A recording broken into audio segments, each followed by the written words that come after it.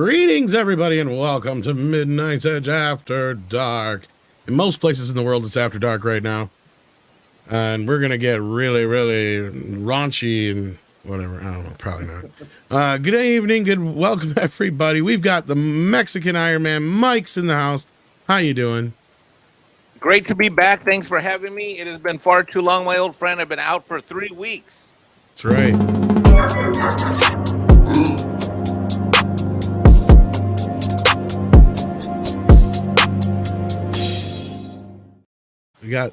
We got you back, man. Looks like I lost weight too. A little bit. We got your rap here too, even though it's got Paulie's face on it. He's a Mexican, he's not a Mexican. Look out, here he comes with another big rant. I still don't understand why my favorite brother Tom is rapping for me, and then Paulie's face shows up on my. I don't know, because he tried to steal it, I think, and he got busted. You gotta watch those Mexicans. I learned about that in the Wakanda movie. You gotta watch them Mexicans. Just when you think you got a force field and your shit's protected, they will swim across that river. There's a very dangerously offensive joke regarding wet people and how they come in on their backs because of that. Yeah, Paulie was going off about that earlier on Mr. H's, but like Mikey, I was gonna say, you told me that Mexicans can't swim. No. I have it on good authority, as in every statistic on planet Earth. Unbelievably, my people do not tend to win a lot of medals, hashtag any medals, at the Summer Olympic Games. Nope. You know what? Your rant is so famous now. People have been uploading it. We had to go out and grab it and whatnot. You can use that now as a theme song. Mikey's rants. You just go off because you're just blowing up, brother. I guess so. I mean, you can't say you're not a YouTuber anymore. What? Wait, what? What? That's right. I didn't even do that rant on my channel. You have 100,000 view video. I haven't even been able to manage that shit on my own. At least not in a while. Not since like Cobra Kai days. If you redid your Motu stage play, you'd probably get 100,000. Me? Yeah. Yeah, that was pretty good. I have to be able to set it up. Andre doesn't understand the situation. I just got a new Motu today, too. And I'm here with my brother's Clobby and my brother's Script. Yeah, I was just about to intro Clobbering Times. How you doing? Oh, all right, man. Thanks for having me. Good to see everybody. Hey, Mike, that rant, dude, it was fantastic. I really didn't need to go in and review the movie after that because everything you said was perfect of my feelings about that horrific abomination of a movie. And I well done, epic buddy. Rant. Yep. And we got bots in the chat. Well, we have people here who are supposed to be. We got D-Bud. We got Stephanie's here. I'm dying to mod. I think Steven's here. Nope. You take your hand away from that mouse or I will slap it. Put it in your pockets. That's right. Also joining us tonight is Script Doctor. Speaking of pockets, because I'm sure it's cold up there. You got to keep your hands in your pocket. We got snow and rain today in Wisconsin, so I'm sure it's not much better up there. Snow. Excuse me. In my area, we just got rain, but I've been seeing people posting online the first snowfall in places in Wisconsin and Saskatchewan. The computer's all fucked up. It keeps saying it's raining. I'm like, motherfucker, you don't know the difference between rain and snow. It's like it's snowing. Yeah, it's even cold here. That's rare. Yeah. So it appears we have gotten our first snow to stick. We'll see how long it sticks around. But somebody who isn't sticking around, at least at Warner Brothers, was Walter Hamada. We knew that. But he found a place to land. We're going to talk about that. We're going to talk about No Johnny, No Pirates. We're going to talk a little bit about David Zaslav as well when it comes to what he's up to and saying lately. Also may have some Karate Kid stuff to talk about, so we'll see here. I don't know how much I trust it. I'm ready for Karate Kid stuff. I've got the... Yeah, but, well, do you want to start there? We can start there, because this is one I'm not so sure. Because this comes from Illuminati. Now, they're not exactly... They're not like giant freaking robot level, but I don't know if I'd necessarily, run to the bank with what they're reporting on. But they're saying that Jonathan Entwistle is set to direct the 2024 Karate Kid reboot. Now, the reason I'm kind of scratching my head about this is because when they first... Yeah, when they first presented this idea, it was not not presented as a reboot. It said it would take place in the Miyagi verse. Now, of course, everybody involved with Cobra Kai had said they had not heard anything about it, and this was news to them. So I'm going to take this with a huge fucking grain of salt. But we'll run through this real quick here and see what this says, because they don't even really cite their source. Of course, they claim it's an exclusive, but they don't even say like sources close to or anything like that, really, from my recollection of reading this. But anyway, in 2024, we'll be seeing a fresh face for the Karate Kid reboot, but we'll be seeing Jonathan Entwise's familiar face to direct the film. Jonathan, the mind behind Netflix's End of the Fucking World, I'm Not Okay with This, and the highly anticipated Power Rangers cinematic universe, will be reimagining another gem, as he will be directing Sony's upcoming reboot of Karate Kid. Well, here's my question. When's he going to have time to do that between Power Rangers and other things? But okay. And I loved your laugh there, so right away. Script, you have something to say to that, it sounds like. I'd be shocked if they're able to get the Power Rangers cinematic universe off the ground. Well, I know Lionsgate's been pushing to reboot that again. They have been, yeah. Yeah, hardcore. So we'll see how that works out. But just the same, some of you may want to sit down for what I'm about to tell you. There's good news and bad news. Let's start with the bad news.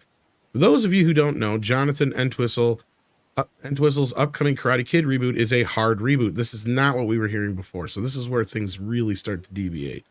There's no ties to the original trilogy, the beloved Netflix series Cobra Kai, or the Miyagi verse, and all that goes against what we've heard. As far as the good news, there's no ties to the 2010 reboot starring Jaden Smith and Jackie Chan either. More importantly, this reboot is not intended to replace the Miyagi verse in any way. Characters we love from the original trilogy and Cobra Kai will live on. Their stories are not done yet. Okay, so that doesn't necessarily tell us too much there. This is what they're claiming. The official plot is, and this is, I don't know where they fucking got this. And this is what I'm saying. They don't tell us their source of this. The official, where they got these plot details, even though they're official, somebody can find if their Sony put them out somewhere, because I'd like to know if this is any weight to this at all. Are not known to the public yet. Oh, never mind. You won't be able to find it. I should have read on. Our friends at Murphy's Universe may have a thing or two. So this is coming from Murphy's Universe. Okay, so whatever that is. According to them, the story revolves around a small 17-year-old Chinese boy referred to as Lee, who is already proficient in kung fu instead of karate. As he moves to Brooklyn, New York, with his mother, he's also said to be struggling with a past tragedy which drives a wedge between him and his doctor mom, who has managed to handle the same tragedy in her own way. Lee would then meet a fellow high school student named Mia and father Victor at a pizza restaurant. Okay, so anyway, in a reverse role of the first Karate Kid movie, Lee would find himself mentoring Victor in the ways of kung fu. This sounds ridiculous. It's going to teach the old man how to fight? I guess this sounds ridiculous as hell. Now take these with a grain of salt. I do totally take this all with a grain of salt. Sorry, Illuminati nerdy. I'm not buying any of this shit. So what's your guys' response to this script? You were the most vocal, so let's let you start, then we'll go to Klobby and Mike. It seems like BS. It's not outside of the realm of possibility that an executive in Hollywood would want something like that. I just don't buy that Sony would be on board for it, because it feels like, I mean, Sony at this point is in a position where they can strike while the hammer is hot, and it'd be foolish, although not unexpected, but foolish of them to not build off of what Cobra Kai has done and use that as the commercial for another Karate Kid movie within the Karate Kid verse. Yeah. I love Guagnar's cameo. That's awesome. Do you buy any of this, Klobby? No, I mean, well, actually, the stupider a concept, the easier it is for me to believe it could happen in Hollywood. But you have to defer to someone like Script in a case like this, because he does it because of where it's coming from, Sony. That they don't seem like they're that ridiculous. So no, I mean, but I would not put this past someone for actually trying to make this happen, though. That I wouldn't put past. Yeah. Mikey. Well, the thing is that a lot of times in Hollywood, having had an office there for so long, you'll get these lower tier publications or now websites and now blogs that will, go out to coffee or dinner with somebody and say, this is what we're really trying to get going, and then they'll just run with it. I mean, good God, the stuff we see on Deadline, Hollywood Reporter, and Variety is in and of itself is incredibly suspect. This is even more so. Yeah. I'm with Krypton's last UN. I'd rather see Karate Kid in space. Me too, with the Legion flight ring. Sorry, Legion. Yeah, because there is a Karate Kid Legion of Superhero. That's where they got the name. Mm-hmm. And they had to pay DC for it in 1984 to use the name. So, yeah, one of my favorite Legionnaires, actually. But that's another story. I don't know how much they ever paid for it. I could never find out how much. All I know is that they just had to give them a special thanks at the end. I don't know if the monetary might have been just that thing changed hands. Yeah. No, doing DC because the characters were so different that I think they weren't like that worried about it. But it was just like, since they reached out and all that shit. So they said like a special thanks to DC Comics for the use of the title Karate Kid. I think it says at the end. Well, both Marvel and DC were so litigious, always were, that they were just covering their bases, really. And from what I could tell from my research for the Karate Kid retrospective, the DC Karate Kid was more based on Bruce Lee and stuff from looks wise. He kind of he did exist before the big old kung fu craze of the 70s, but later he was brought back out later too, and they gave him his own series, his own title for a while. Even though he's a human from the 30th century. They have a title, his own title for a while during that craze, the Bruce Lee craze of all those comics that were coming out to be like it. And they put him in the 20th century for a while, even though he's from the 30th as a member of the Legion. But yeah. Gotcha. Mikey, you were going to say something. Oh, no, I just wanted to say I apologize to the people in the chat that are shouting me out, but I can't type back to you guys. So I just want to apologize because I usually talk to everybody in the chat. So just sorry, everybody. Yeah, understand today, Mikey is here, but he is not allowed to touch his mouse. He's not allowed to touch a keyboard, or he gets slapped. Wait, what? Hold on. Depends who's doing the slapping and if it's on the buttocks. You'll find out. Fuck around and find out is how it goes, right? Yeah. But speaking of projects that aren't going forward, I have a question for Script.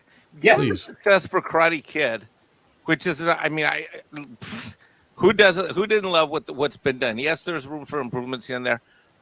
How is this franchise like in stasis and like not moving? Or might it be moving behind the scenes? Like, because I think another announcement of another season. I am completely baffled by the lack of legit news. Me too. But I think it has to do with the fact that Netflix, this year for Netflix, they've had to do a lot of readjustment internally of what direction they're going. And I think as a result of that, some of the better shows are on pause or have a pin put in them because they want to figure out what they're doing. I can only speculate at this point.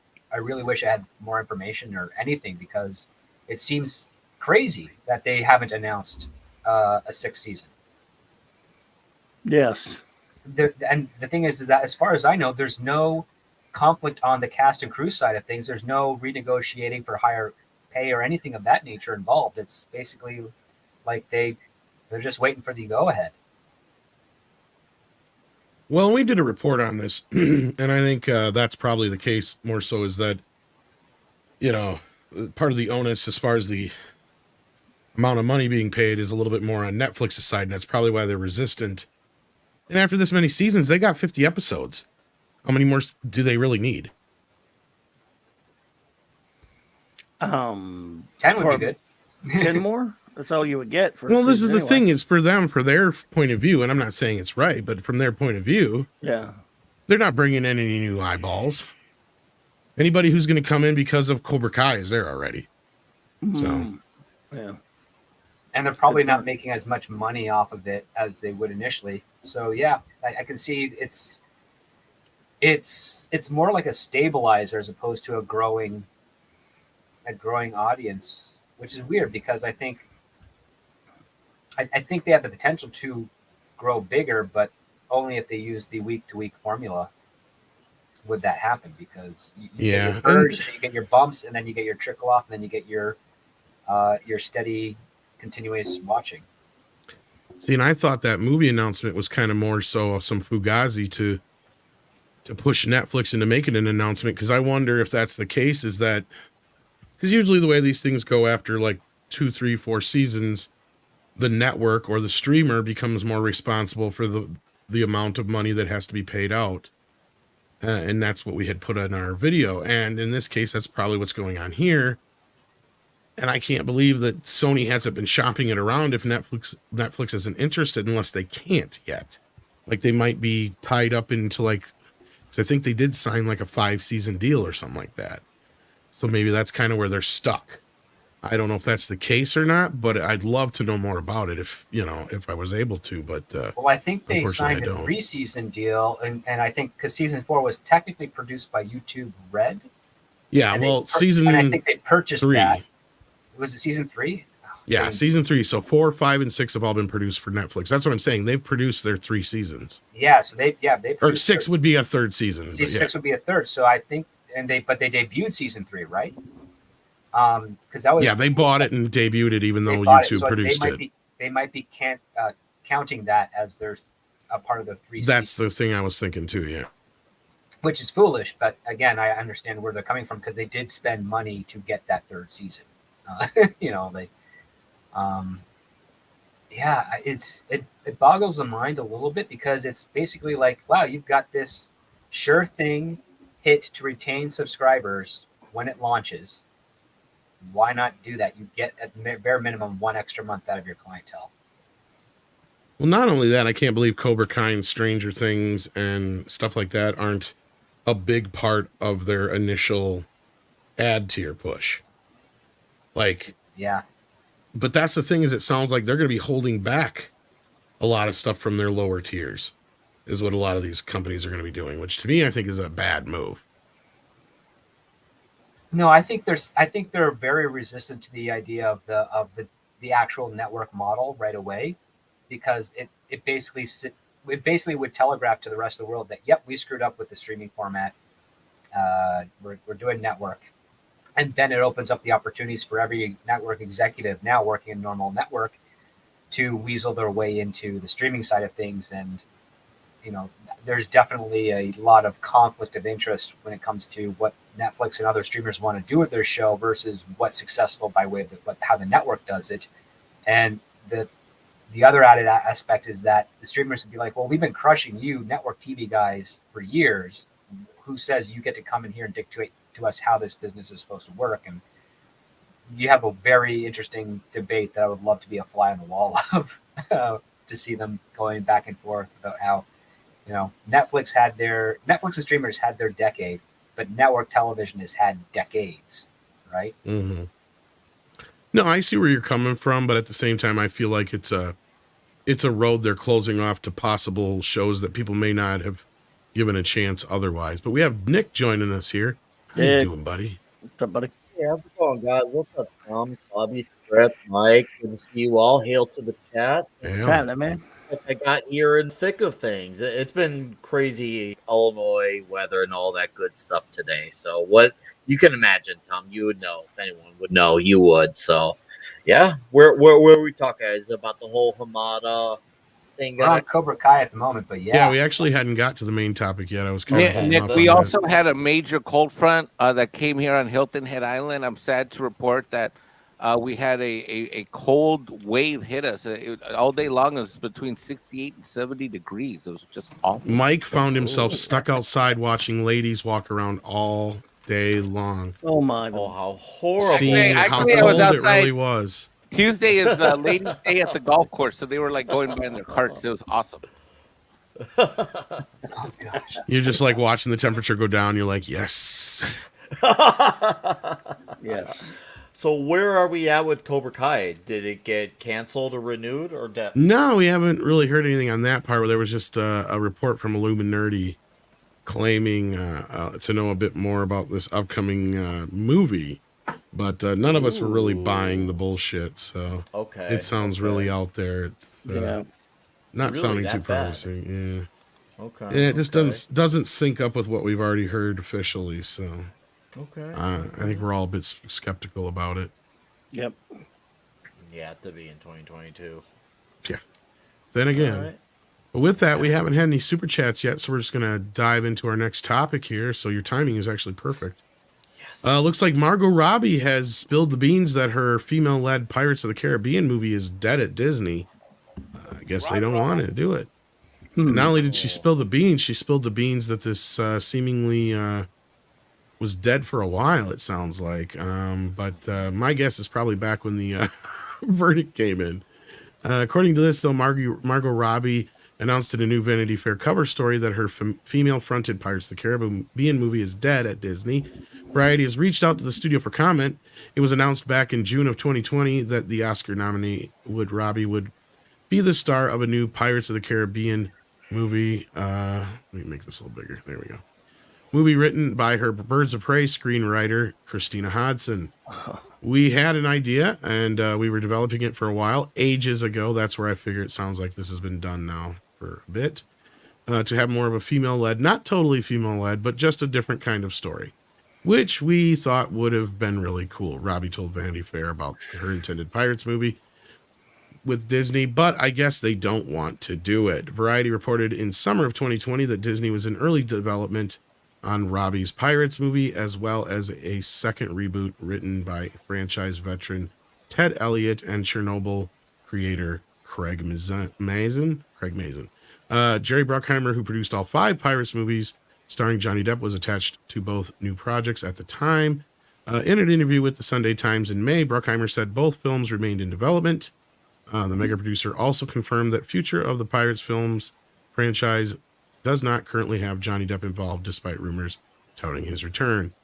Yes, we're talking to Margot Robbie, and again, this is from back in fucking May, so this is like nearly half-year-old fucking news. Like, that's the thing. I don't like it when they do that shit. It's like you're dragging in a bunch of shit that probably is out of date. So yeah, on this note here, no Johnny, no Pirates was trending yesterday along with this. So no surprise here, kids. This is not going to happen. I don't think anybody is surprised here. Is anybody surprised on the panel? I'll let them go first.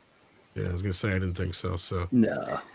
Anybody got anything much to say about this? I mean, do we have a future idea of where this is going? Do we think they may get Johnny back? What do you guys think, Mikey? I think it's a long time before we see that happen, but that would be a smart move. Maybe 2 to 5 years from now, when the dust clears and the dust settles. I don't think he'd want to go back, but I don't know, man. I don't know. Anything's possible. This is money on the table. Johnny Depp coming back to this franchise is money in the bank. Yeah, Cobby. And that's true. And anyone else doing it, no one will care about. So yeah, this is like one of those rare instances when they actually had some good sense to go, yeah, nobody really wants this, which is rare for them to actually know that. So yeah, nobody wants it. Screw. Nobody asked for it. Not surprised. I also think that Margot Robbie is kind of losing her gravitas in the industry. She's an okay actress, I think. Very attractive. She hasn't exactly had a ton of hits, though, if you really look back. She did the I, Tonya thing, but it was Allison Janney that won the Oscar for that, not her. Yeah, I think she's just she might be like a Angelina Jolie style level talent for this generation, maybe a little less. Yeah. And I think as a result of that, the industry was far easier to pull the plug on this than they would initially have anyways. I think if Margot Robbie were a larger name, this wouldn't have been announced until maybe earlier next year. As for Johnny Depp, I'm more in the camp of let him do his thing, figure himself out what he wants to do. And the only way he's ever coming back to Disney is if everyone that was there initially when they did this is not there anymore. Like that's how I think he would. Well, I agree with that. I think that first, I guess, coming into this, we pretty much have gotten to a point where most of the people that were involved with that decision are no longer at Disney. And I think they're making it sound a little harsher as far as Bruckheimer's words than they really kind of came off of at the time. Because he was kind of ambiguous with it. It's like he kind of left the door open. It felt more to me from those remarks than it seemed like they were presenting in this article. So that being said, of course, I think it's going to take a ton of money because lest we forget, he is still the highest paid actor of all time for a prepaid for a role with Pirates. What was it? 4 got him $90 million or 5 it was, whichever one the last one was. Yeah, $90 million paycheck. Yeah, paycheck. Crazy. So Wow. they're gonna have to give him at least a cool $100 million to probably get him back. So right there, your budget's gonna be $200 million, $250 million. So, but the return of Johnny Depp as Jack Sparrow might be worth that at the box office. But Nick, what do you think here? Do you think there's any future to this franchise or not? I mean, the effectiveness of this news of this being canceled is like tumbleweed. It's just like no one cares. No But one as cared far to as begin Johnny with, Depp- yeah. Yeah, as far as Johnny Depp coming back, I mean, it's hard to say because I watched, I'd say a good 40, 50 hours of footage from the trials, and Mike had a point saying, you know, the dust can settle in 5 years, but at that point in time, he says he does not want anything to do with Disney now. All it does take is some big personnel shakeups in order for him to reconsider, because, you know, sometimes it's not about the company name, but who is involved with said company. So, you know, if there's some deep, drastic personnel change, and they're like, hey, let's make this movie happen. But, I mean, maybe. I wouldn't rule out that way, but this current personnel that we're dealing with, I don't see this happen. I don't see Depp doing it, even if the money's on tail, because, well, I'm sure he doesn't trust them with the current personnel, and I don't blame him. They had a chance to stick up for him, and no one did. Here's the thing: Jerry Bruckheimer did not testify.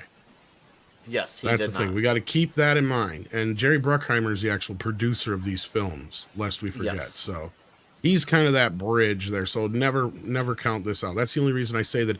And I've said it before. I think there's a better chance he'll go back to Disney before he'd ever go back to Warner, because Warner actually recast him. They Yeah, hadn't I really can done actually see anything that. yet set in stone over at Disney. So we'll have to wait and see on that. But it's interesting script that you compared Margot Robbie to Angelina Jolie. I think that's somewhat fair. I would actually kind of compare a bit more to J-Law, Jennifer Lawrence, only she can act, unlike Jennifer Lawrence who can't act.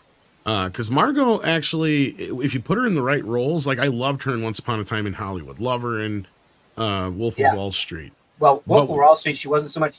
She wasn't good. People conflate that. She was naked in Wolf of Wall Street. No, I actually like her character in it. I'm not just talking about the naked parts. I've watched the movie several times over.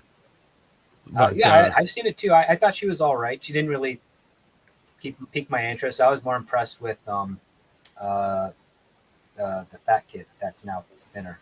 oh yeah, he's great in that. I was Jonah far more Hill. impressed with Jonah Hill. But my point is this: she actually can act. Is my point compared to some of these others out there. But I don't think you're wrong that she's kind of on the downward slope of her career, because Which is outside of those, unfortunate. She's only 32. Like it's happening way too early for her. Well, maybe her announcing this movie isn't happening is a cry for help that she wants to do this movie. And Margot, you can dress up like a pirate girl and come to my island. I'm over here. I will be there for you. Mexican Iron Man is prepared to sacrifice his body to make Margot's movie happen. We'll do a home movie. I guarantee it'll have a low budget. an officer just dropped off a restraining order. Like, Well, she's doing the Barbie movie, right? So yeah, that might be a help, and it might boost her up a bit. maybe, yeah. We'll have to Gonna wait and need see. it.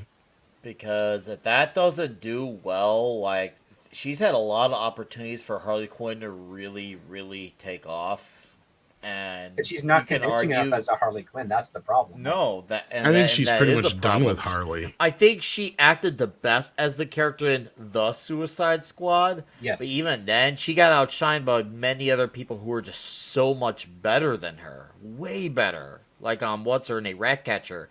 She was way better. Far more interesting of a character. And yeah, the only thing that was cool about Harley is she basically had like the suits from like the Arkham games, but like a lot of the other characters were just way cooler. It's just like, yeah, if you're a normie, you go there for Harley, but then you see all the other characters. Hey, Polka Dot Man, far more interesting.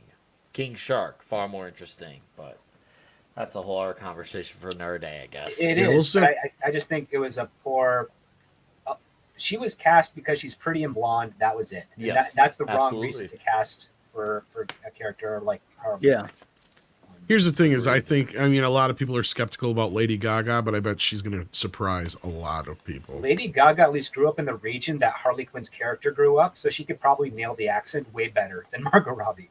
Well, I'm not even talking about that so much as just I have a feeling she's going to surprise people because people forgot how much praise she got for A Star Is Born and stuff like that. But which was we'll see. amazing. I think Margot's days as Harley, she might have one more appearance left in her, and that's about it. I don't think she's contractually obligated to anymore. They're contractually they're obviously not. But I mean, I don't think she has any left on her contract. Was my point. I think Suicide Squad was her last contracted appearance. So we'll have to wait and see, because it's not like James has been talking about a Suicide Squad 3, and it's not like they've been talking about any major Harley Quinn projects outside of Joker 2, which she's already been recast or cast as a different actor, however you want to look at it. It's a different version anyway, so we'll have to wait and see on that part. But yeah, with that, let's move on to our next subject. Surprisingly, I don't know if the Twitter, if the DM thing's broken or what. We have no super chats tonight, no member chats either. Let me double check with the crew. No, But, I got nothing on this side. Yeah, so I don't know what's going on, but I've been paying attention. That's Maybe all right. no one's. Maybe it's because I'm back. I'm killing off the demand for. you super must chats. be. Are you the new Oh Scott? wow. Golly, Mexican Iron Man shows up and Don't everybody's be like, Scott. like I'm not. Like I waited 3 weeks and I thought that guy was gone. Now he's back. Hell no, I'm not spending any money. Don't on be this like Scott. Oh, look at that! We just got someone celebrated an anniversary here. Who did? On the member side. Oh, there we got something. What do we got here? We've got Goddess of Whim, who's been a member for 19 months at the minimum effort puppy level. Thank you so much, Goddess of Whim. So with that, let's get into our main topic before we get into the Zaslav talk. This came across this afternoon. Paramount has entered a multi-year production pact with DC film veteran Walter Hamada. Yeah. So here we go. Now this is some controversial news, Boo! but I think some of you may be surprised at what my opinion is going to be on this. But yeah, here's some big news. In the wake of the former DC Films boss Walter Hamada, it's funny that they call it DC Films here when it didn't have that title then. Departing Warner Discovery, he's landed at Paramount Pictures in an exclusive multi-year production deal. According to this individual, it's a huge gain for the Melrose lot with an executive who not only steered DC to its highest grossing movie in Aquaman that he had very little to do with. Well, Anyway, but he is, as we note here, behind the Conjuring franchise as well, the highest grossing horror series ever with more than $2 billion in global box office. Andre and I point that out all the time because people forget how big the Conjuring franchise has become. Hamada's deal starts in January. So there you go. With his track record for groundbreaking success, Walter is the ideal partner and visionary to build our mainstream horror genre franchise business. He'll be heading up with their called, what is this now, script? Horror genre pod? Is that the new word in Hollywood? Pod? Horror genre pod? Yeah. That's new to me. It's just horror genre. Like, Yeah, your horror genre division or whatever. Group, well, you got whatever. your department. You have your. I mean, there's some genre departments, but they're really kind of loose. It's they don't care. That's what I mean. This sounds awfully weird. And speaking of pods, yeah. we have our pod man Culture Casino here. How you doing? Yeah, great. Sorry, it's a bit late. We're still finishing work. So. Mikey, I can't believe he showed up with you here. No kidding.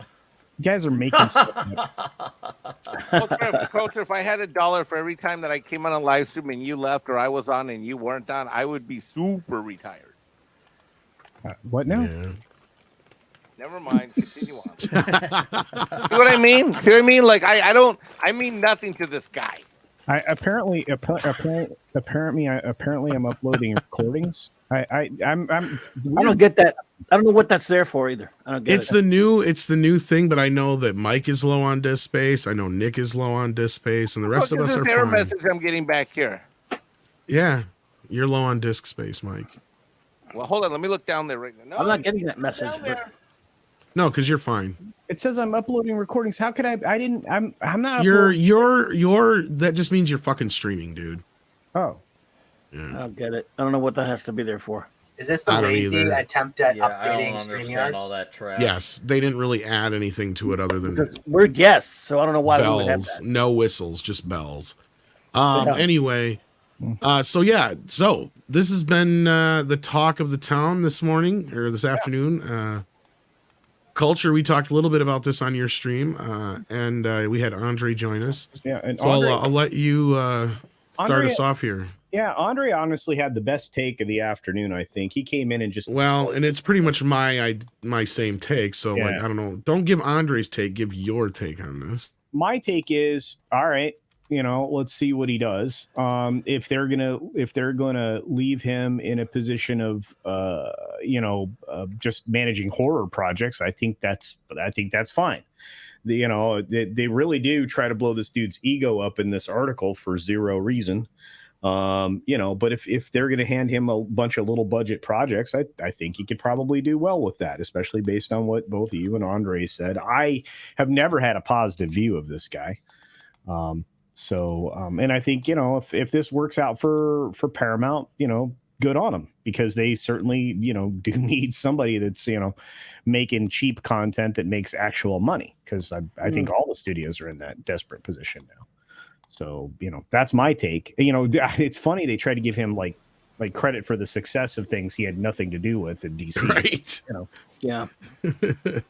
And I agree with Mecha J here. Hamada's kind of best working in his lane. So we'll get to that though. But Nick, what's your response to Paramount taking on Walter Hamada? My response to that is, what does Kryborg think? He must What be does thinking Kryborg think? he's never gonna work He- at fucking Paramount ever. He's probably gonna get mad at that. Why'd you hire Walter Hamada? Urgh. All I hear is Kryborg ringing in the backgrounds when I see this. Like, personally, I have no skin in the game with that feud. I mean, I don't see this really amounting to anything, but hey, if it amounts to something, great for Paramount. But I just saw this, I'm like, wow.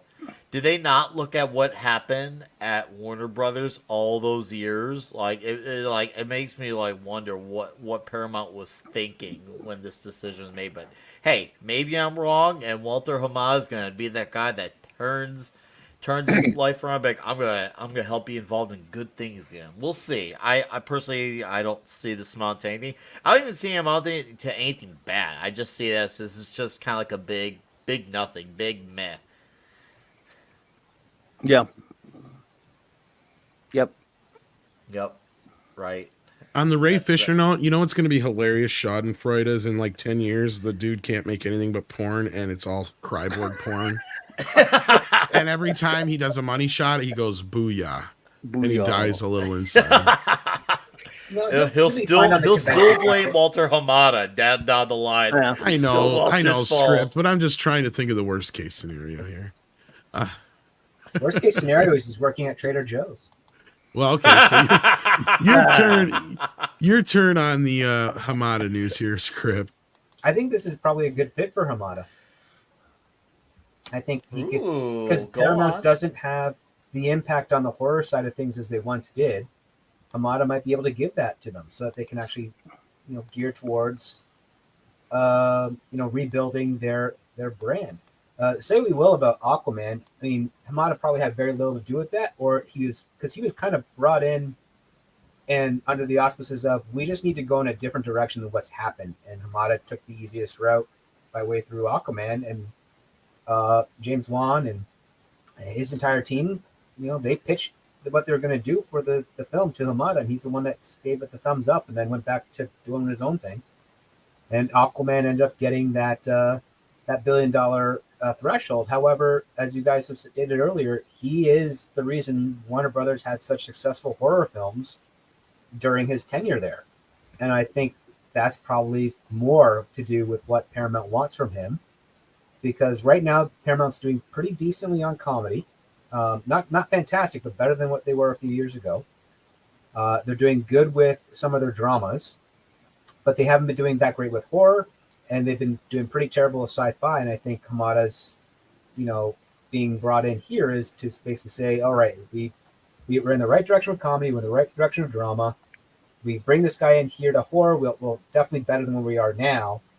And then their next step would be, science fiction, and because they're okay with their action. Top Gun Maverick is doing well. Mission Impossible has not faltered as a franchise under their studio heads, so I think they're okay there. So I think they really want to tackle this horror aspect, and who knows if down the years in the future they'll fix sci-fi. But for now, they're focused. It looks like they're focusing on horror, and it's a smart thing, I would say. Klobby? Don't have much on this. I'm not much of a horror guy. I mean, he can't be any worse than anyone else at Paramount. So I have not much of an opinion on it. But if he can fix it for my friends who are in horror and do a good job over there, that's fine. I don't think much of the guy one way or the other, but don't think about him much. Just keep him away from superheroes and Star Trek, basically. I would say, well, you can't do any more damage to Star Trek. I mean, but this is the guy I need to remind everybody. I need to remind everybody, this is the guy who brought in J.J. Abrams and said he wanted J.J. to do for DC what he had done for Star Wars and Star Trek. I got to remind people of that. That's true. Mike, right. Right. So, but since I hate Paramount, I don't think you could ruin Star Trek anymore. What CBS Paramount has done. Let them go over there and cause them some more trouble. Oh, don't worry. Kiva Goldsman and Alex Kurtzman are going to ask you to hold their beers in the next year. Oh, I'm sure. Mikey, what do you got for me? F this ass kissing beta ass yes man bitch. This guy has been a bane in my existence since he talked about JJ. He's been a bane in my existence at DC. He created havoc on my beloved Warner Brothers because I'm a DC, not a Marvel guy. Primarily, F this guy and his beta ass little simpy biatches. No, F him. God, can this guy just go get a real job that adds value versus leech around and take other people's stuff and get a paycheck for being a middleman, paper pushing piece of shit budgets? F this guy. Stay away from my Star Trek while you're over there. And you know what? I'm sure he's going to do a lot of horror stuff because this guy is a freaking nightmare. What's funny is how much that almost lip synced up. I just thought that you had Mark Hamill on. Yeah, that is. I'm watching my replay. You can't ruin Star Trek anymore, but I'm sure he could do some damage to something else. Don't you dare say that, Klobby. When you say the words, you can't ruin it anymore. I'm they confident find a way. that You're basically putting out a challenge. What if they did a crossover of Lower Decks with Strange New Worlds? There's nothing that can make it. No, look, no matter, that's not Trek anyway. So to be honest, but there's nothing they can do to make it worse. In fact, it's non-existent. So okay. I think there's always room to fuck shit up more, but that's just me. Oh yeah, there is. We've seen it over the last 6 years. I would agree with that if it actually were Star Trek in the first place, but it's not legit Trek, so it doesn't matter what they do to it. Is what I mean. So yeah. Now, what I said earlier is kind of similar to along the lines of what Script and Culture were kind of saying in a way. Basically, over at Paramount, if he's just overseeing the horror stuff, and what they want is for him to do stuff on a budget and all that business, which The Conjuring was brilliant at. So in that respect, this might be more comparable to a situation like us at first glance going, Paramount's going to get fucked. It's kind of like when, what's his face? Tom Rothman went over to Sony. We all laughed at it, but it ended up being the best thing that's ever happened to Sony in the last 30 years. Mm-hmm. So in this respect, I think this might be a fit for both teams, especially if, Hamada has learned from some of his mistakes over at DC. Because don't be mistaken, like, again, as much as I'd like to blame him for a lot of the problems like Mikey just did, and I agree, Mike, with a lot of the things you said, and I feel your passion, brother. Script is right. Like, he was really just doing what he was told, but you're not wrong. He's basically a beta cuck bitch doing what he's told, Mike. So, like, in that respect, I can't argue with you. But that's kind of what his job is supposed to be at the same time. I mean, he's just supposed to facilitate what the big guys want. Maybe my reaction's coming because Paramount has my beloved Star Trek, or what remains left of it that are rotting on the floor of that studio. Yet, by the same token, as Paramount does good stuff, they've got their hands on Yellowstone, they got their hands on obviously Top Gun. You know what I mean? This is a studio that could be at a crossroads with a lot of future opportunity, and it just burns me to no sense to have another Hollywood loser drifting from studio to studio. That's just the nature of the game. I wish I could be in the position where I can drift from studio to studio with big paychecks. My stuff. I'm just trying to imagine. I want Script to fix all my DC fandom and give me like a 10 movie, 10-year, one release a year. Freaking! I want Script to be my Kevin Feige for the DC universe. I'll be so happy. Well, if that's the case, he needs to have 4 releases a year, and we need to. No, 4 releases a year is stupid. Yeah, but I mean, if you want to be all MCU about it, no, I want to be. I want to bookend the box office summers, or like summer and winter, with 2 fantastic DC movies, low budget but really good, and then have a couple of miniseries peppered throughout to keep the conversation going, and really, really fun miniseries, because frankly, the hardest argument you're going to have against a man like David Zaslav in the next 5 years is convincing him that he could probably make a lot more money from the DC characters on HBO Max than he could technically with features, because you can sell more merchandise with a show than you can with a movie. Yeah, I mean, I don't believe in the oversaturation. I just believe in too many bad movies, but I don't think exactly that's the thing. Like you need to really do more than a summer movie and a Christmas movie when it comes to these superhero films. We don't need 3 or 4 fucking movies a year. Exactly, and you make them big tentpole things. They'll draw in a crowd, and you'll get tons of accolades for it, and good box office return, and that's all fantastic. But at the end of, if HBO Max manages to crack the network model for bidding on advertisement placement and monetization and 3rd and 4th window stuff overseas, then the DC characters is the perfect facilitator to have that continuing flow of money. You get the right teams involved with each of the shows and the miniseries, and you tackle certain stories at a time, and you don't try to rush to an ending so quickly, such as like the Infinity War or whatever they're doing next with Kang the Conqueror, and milk it by taking the time to make it great, as opposed to just trying to compete with every single quarter with a Marvel movie or something of that nature. Because that's what Marvel's doing. If they're doing 4 a year, they're one for every quarter, and it's basically just to dominate the quarter of the film of that year for the film market. And it's like, no, you're now sacrificing quality for quantity, and that Zaslav has to go a little bit inverse, but not have too much time between the theatrical and the film side of TV to actually have that hurt you. He has to find that sweet spot, and that's going to take some time, I think. Well, all of that actually segues into our next story, but I'm going to get to our super chats first because we finally got some here. Like Tiger Valley, who says, "Won't Johnny join Warner Brothers now under the Zaslav regime?" We'll kick off with that conversation, but we had some other ones come in too before that. Cryam said, "Fine, I'll see if this thing is working." Thank you, Cryam. We appreciate that. It is. Nicholas, for $10, it appears to be working.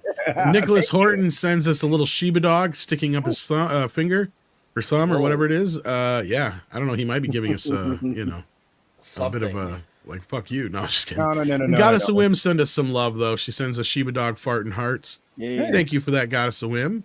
And then we have Zax, who's been a member for a year, actually for 16 months at the minimum effort puppy level. Thank you, Zax, for that. How you doing, buddy?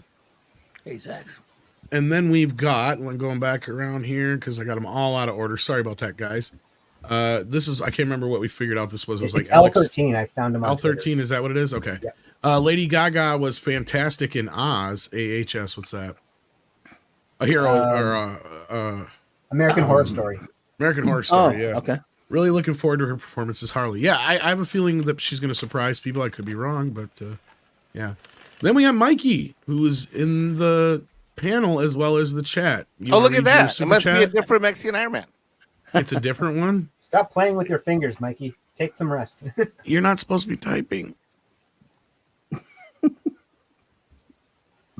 I know, but I felt bad that I was costing the show money. You're not what? You're not no. That was just a bunch of horse shit, Mike. Don't believe that. Anyway, we'll pretend this is a different Mexican Iron Man, and I'll read it in a different voice.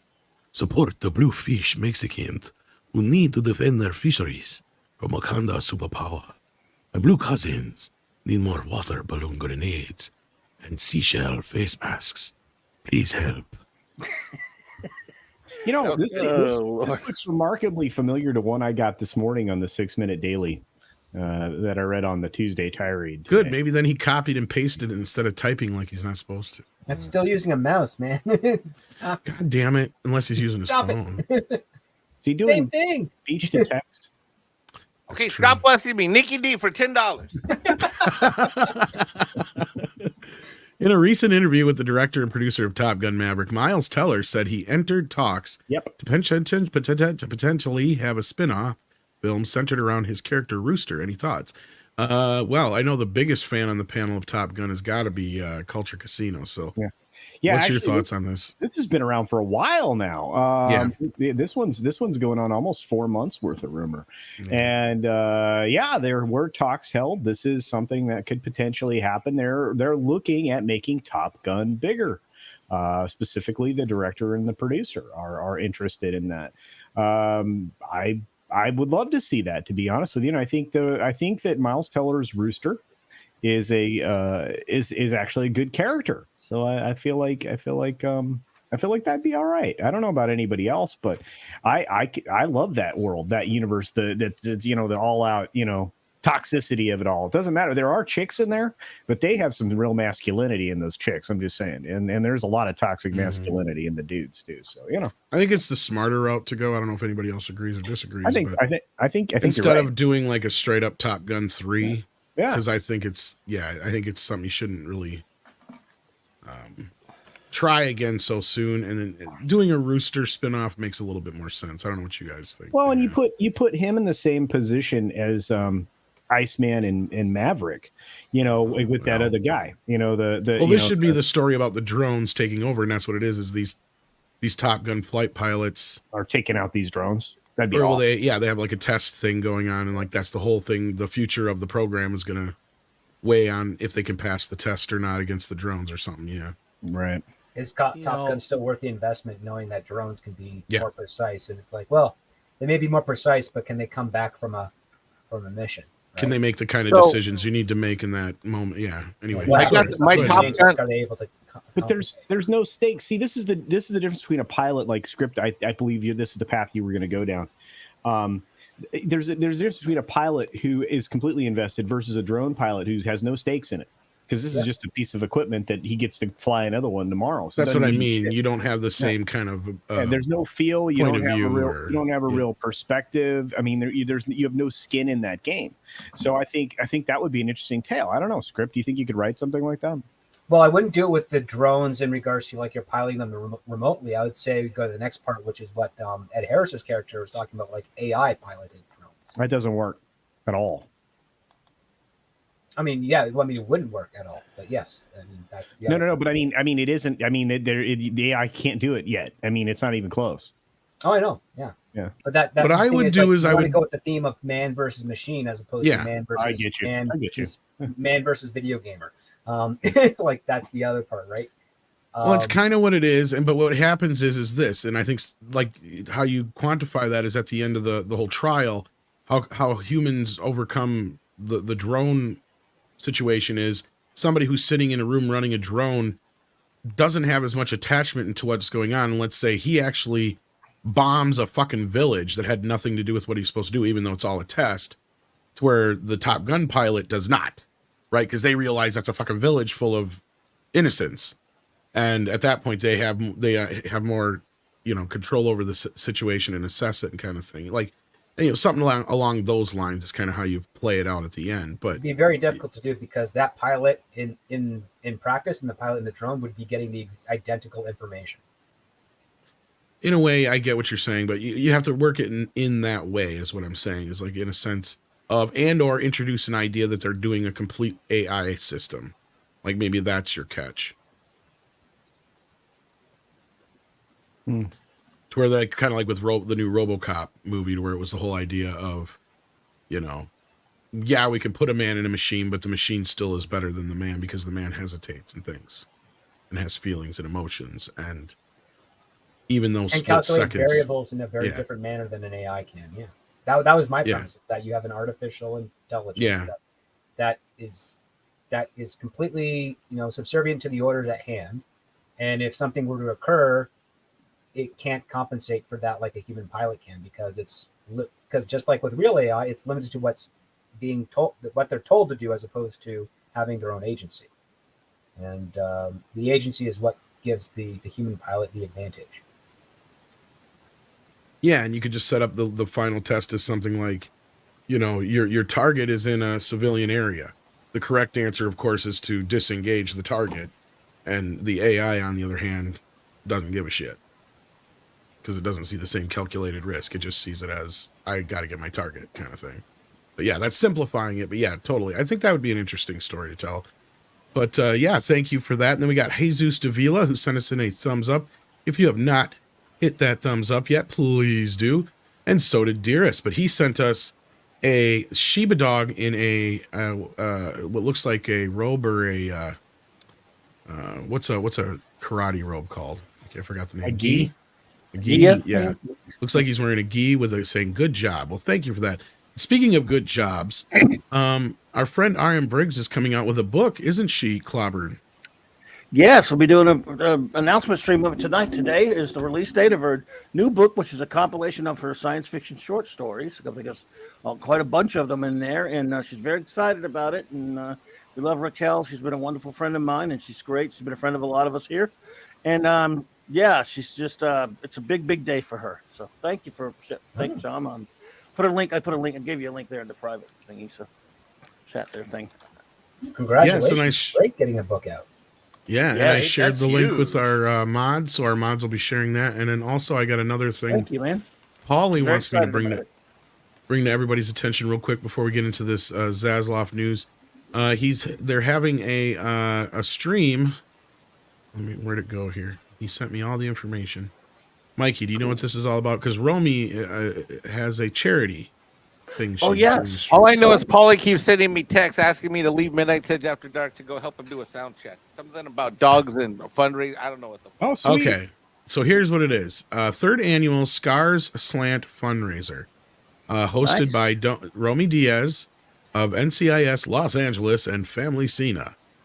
Updated guests, confirmed guests: actor Emilio Rivera of Mayans MC, singer Andy Vargas of Santana, writer-director Cameron Pasha, KNBC News reporter Michelle Velez, actress Andrea Manuz, I'm probably saying that wrong, of Bullet Train, great fucking flick if you haven't seen it yet, and supposedly me, and adding more. So I will try to be there, of course. This is tomorrow. It looks like tomorrow at... let's see here, 5:05 p.m. So I'll be stopping by there in the afternoon. 5 Pacific or 5 Central? It's 5 Central, so 6 Eastern. Paulie. Here's the link That's for a Paulie's huge stream show. tomorrow. Monster. There you go. Then we got Jack White, who says, Tom, I just sent you an email with a link to a trailer for a fantasy anime adaptation. Would like to get your thoughts on it. Okay, Jack, I'm going to tell you this now. I had 2 or 3 of our shows now get blocked in several countries because of those anime trailers, buddy. So I appreciate the support, and I would love to do this for you, but I'm going to have to sadly say I cannot be doing any more of the trailers. Oh, boy. Because we've had too many shows that have been shut down in too many countries because of that. And it's too big of a pain in the ass to edit them out, as Culture and some others will tell you. It can really be a pain. So I appreciate the support, my friend, and I will give you my own personal reaction to it after the show. But we can't be doing any more on the stream themselves. So yeah, we had like whatever it was, those 3 or 4 episodes where we watched those. They've been blocked in most countries. Ooh, Just yeah, that's no. Not just a copyright claim. They actually block the stream. So That's yeah, not it's kind good. of Yeah, that hurts the ad revenue a lot. well, there is no revenue, and then not only that, you're not getting any views on it or anything. And Yeah. pretty much kills the stream. So sorry about that, buddy. I do appreciate the support though, and I will check it out, dude, right after the show and give you my reaction to that. So with that, let's jump in to this David Zaslav news, because my buddy David here has been just ripping it up, saying everything I've been telling people he's been saying behind the scenes. Now he's saying it out front. So like vindication on my part. Now James Gunn and Peter Safran are coming close to an end of finishing their roadmap for DC Studios, as I've been teasing. And that's why I say every time some new rumor about somebody directing a Justice League movie or Zack Snyder coming in to direct something, I'll say, how the fuck do they know? Yep. Because these guys don't even know what the fuck is going on yet. David is still waiting to hear. As I've been saying, James has probably locked himself in either a hotel room or an office for the last week and has been just hammering away at his idea for the next 10 years of the DC universe. Yep. I mean, he's probably out of it now and got his plan ready, but I'm just saying, like, that's what was going on. So in that time period, no meetings were going on, no deals were being made, no pitches were being pitched. It was just, he's in the room, sitting down, figuring it out, maybe calling Peter here and there, but I highly doubt it because, Peter, as we've said before, probably has very little to do with the actual creative side of this. He is there to facilitate the budgetary side of things, I'm sure, and all that kind of stuff. So with that, let's get into this news here, because Zaslav is now talking to, it looks like, an advertising. Where was this at? Do you know, Culture?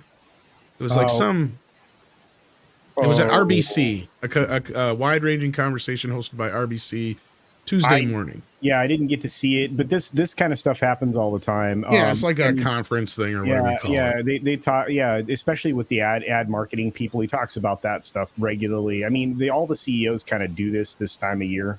They actually, almost every quarter at this point now, because they're begging for digital dollars. But yeah, well, you guys had segued into this perfectly, so sorry I interrupted the flow, but it doesn't matter. I think that we're still on the same page here.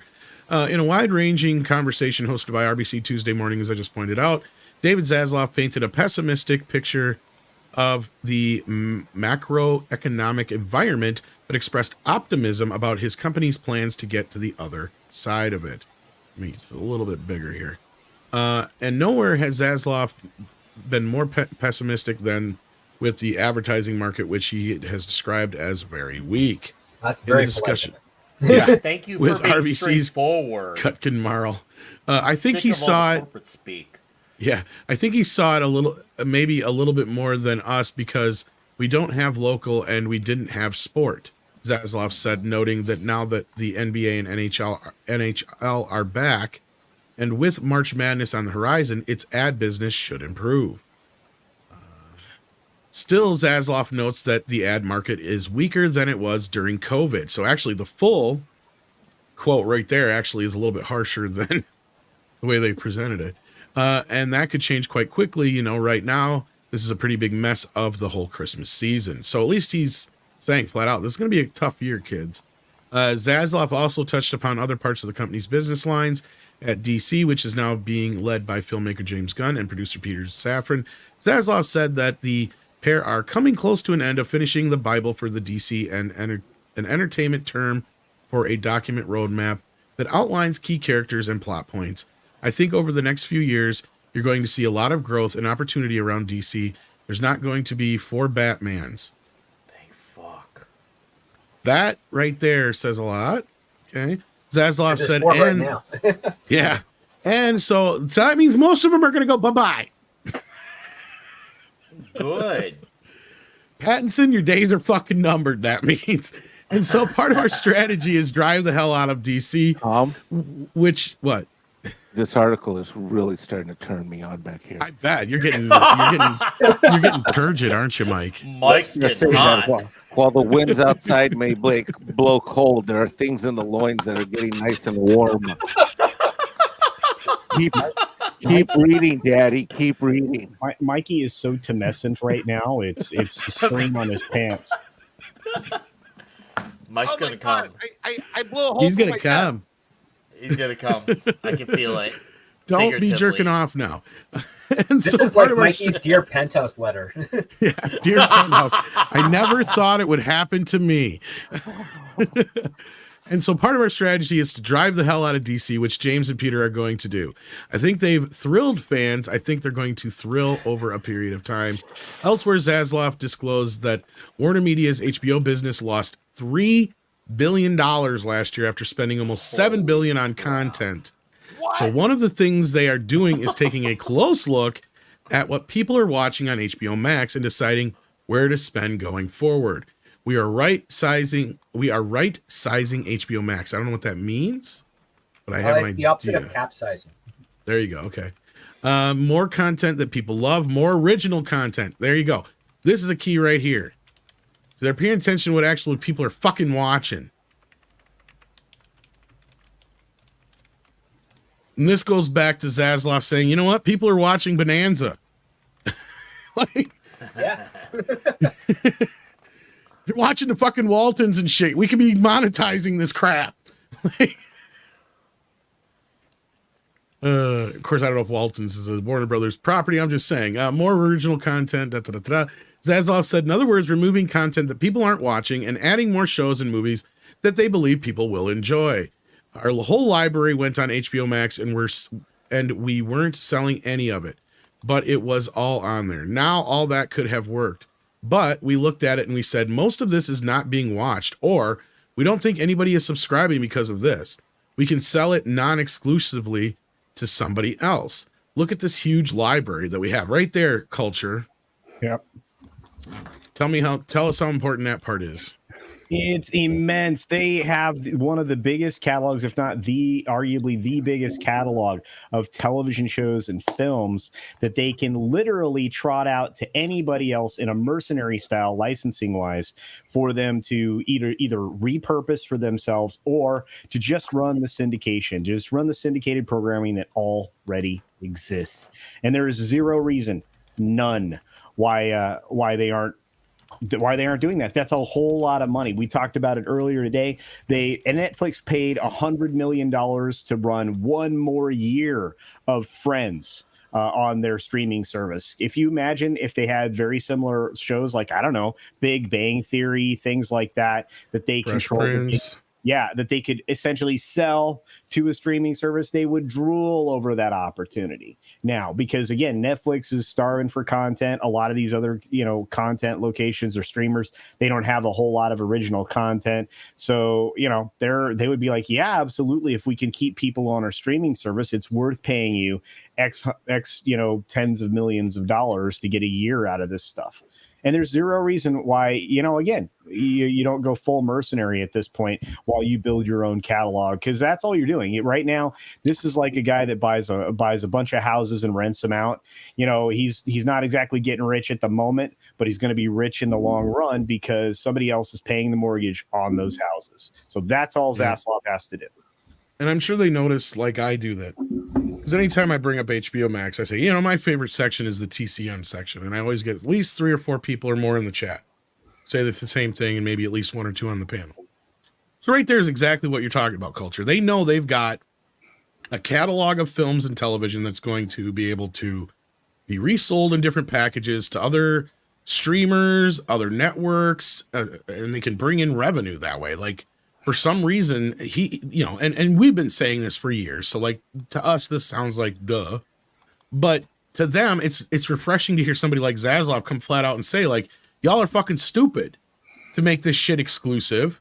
Not only that, you're fucking stupid to put everything up and make it available all the fucking time. Yep. And not only that, you've got tons of stuff like, that was what I was saying about the whole people are watching Bonanza. They could literally start a whole network tomorrow and just show nothing but classic Warner Brothers shows. Yeah. And you could have a variation from all kinds of sorts of different stuff, from children's and family programming to adult programming to what have you, because they have everything under the sun. Like, you got Friends, you've got, Big Bang. You've got Big Bang, classic shows, classic movies, and you have HBO, the MGM library, HBO originals, right? You could license Entourage out to Netflix. People love that show. You could license The Sopranos or Deadwood are big ones too. Yeah. I mean, you just go back through all the premium programming that really separated HBO from everyone else, and you, in a limited way, license that to Netflix, or you license it to one of your competitors. They would die for that opportunity. And in fact, I mean, Netflix is probably, coming to grips with the idea that they cannot produce enough original content that appeals to a wide audience, especially the most profitable one, which is the North American audience, when it comes to ARPU. So when you look at it from a business standpoint, again, not only is it a win for obviously Warner Brothers Discovery, but it's a win for the streaming service that goes out and gets it. Yeah, Sex and the City, exactly. Yeah, I mean, there's Tales from the Crypt, everything they own. I mean, consider that they could actually just lease out Tales from the Crypt to like Shudder or somebody or whatever. Who controls It Shudder? needs to be remastered bad. Right. But I mean, you do I that. think Stars or Universal owns Shudder. I can't remember which. I think it's Stars. Maybe they pay for that, right? Maybe by offloading that content to them for October pays for the remastering. You know what I mean? It's absolutely. No, I get what you're saying. Yeah, so it's just there's so much stuff here, and gosh, Andre would go into a conversation about opportunity cost and all this other stuff, and I'm not going to do that. I'm just going to say, that's the beauty of it, is it's all paid for already. All you got to do is pay residuals and remastering costs. So yeah, Zaslav also reaffirmed that the company will launch a free ads, and getting into this point, a free ad-supported streaming service to compete with Pluto and Tubi, and suggested it would use the Warner Brothers brand name in some way. And with regard to sports, he added that the company is interested in renewing its NBA deal, but it will be very disciplined in doing so. So basically what they're saying is they're not going to give them the kind of money they use. Because for those who may not remember, TNT has held the biggest NBA deal for forever. Turner Sports. Yeah, Turner Sports has owned that for a very, very long time. They built up quite the show. I think I talked a little about the Inside the NBA show with Johnson and with Charles Barkley and Shaq and some other numbskull. And those guys have been holding down that show for forever. And it's basically one of the most popular sports programs there are. It actually beats out ESPN's basketball talk shop stuff. And at the same time, they are overpaying for the NBA deal. And you know who else knows that they're overpaying for the NBA deal? Disney. And do you know what both of these CEOs said when they were talking about the NBA relicensing agreement negotiations? They weren't going to rely on the past to make decisions about paying for things in the future. Wow. Yeah. He was just about to get into it here, and I turned on my ad thing. No. I turned on my ad thing because it was annoying to piss out of me. It says we don't have to have the NBA, right? And if we do have a new deal with the NBA, it's going to look a lot different. Zaslav said, "I'd like to do a deal with the NBA, but it has to be a deal for the future. It can't be a deal for the past." Meaning they're not going to pay as much as they used to. Yeah, nobody is.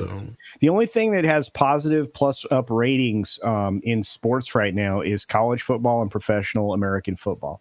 The plus up ratings have not happened in any of those other places. So, Mikey, how's your heart on? Too much. I like what I'm hearing. Slow down there, bucko. I like what I'm hearing. This is a man of leadership, a man of conviction. This is a man who has a plan. He's doing the analysis. He's doing the work of a CEO. This here is a CEO Eagle Scout. I would like Bob Chapek, who right now is a Weeblo Cub Scout, to adopt Mr. Zaslav here as his mentor. Yes. Thank you. All right. Klobby, anything to say on this? No. How can you follow Michael, Mexican Iron Man? I can't do it. I mean, he's just too powerful. Well, how excited are you for the DC Bible going forward? Because clearly they're going to be trying to at least set a plan in motion anyway. Yeah. From that perspective, I'm sure you got to have something to say about it. Yeah, Gunn, I respect his knowledge and I respect that he is a capable and talented filmmaker. However, with him in control of it, I think he might show the proper respect to Superman and other characters, but he's been known not to in some cases to some other characters. So I'm a wait and see, but I think he could probably adapt, and he's smart enough to adapt. And I think I'm and this is rare for me, anything to do with any comics or comics related projects, I think I can be cautiously optimistic at this point that we could be seeing some things that even I will not have too much of a problem with. That's about as enthusiastic as I can get about anything to do with Warner. I can't remember. Did you like the Suicide Squad or not? Which one? His The version James or his? Gunn one. Yeah. I thought it was okay. It's I needed about 50 showers after I watched it, but I thought there were some enjoyable bits to it for sure. It's, now, did you check out Peacemaker? yes, I thought again Peacemaker was pretty funny. I like Okay. bits of it. Again, needed 200 showers after I watched every episode of that one. I don't want him taking all these movies in those directions, though. That's my I don't think he will. that's but my yeah. my reservation there. But he wasn't. I don't mind him doing it with a character like Peacemaker, which was almost Right. a non-existent character if you really think about it in terms of his history.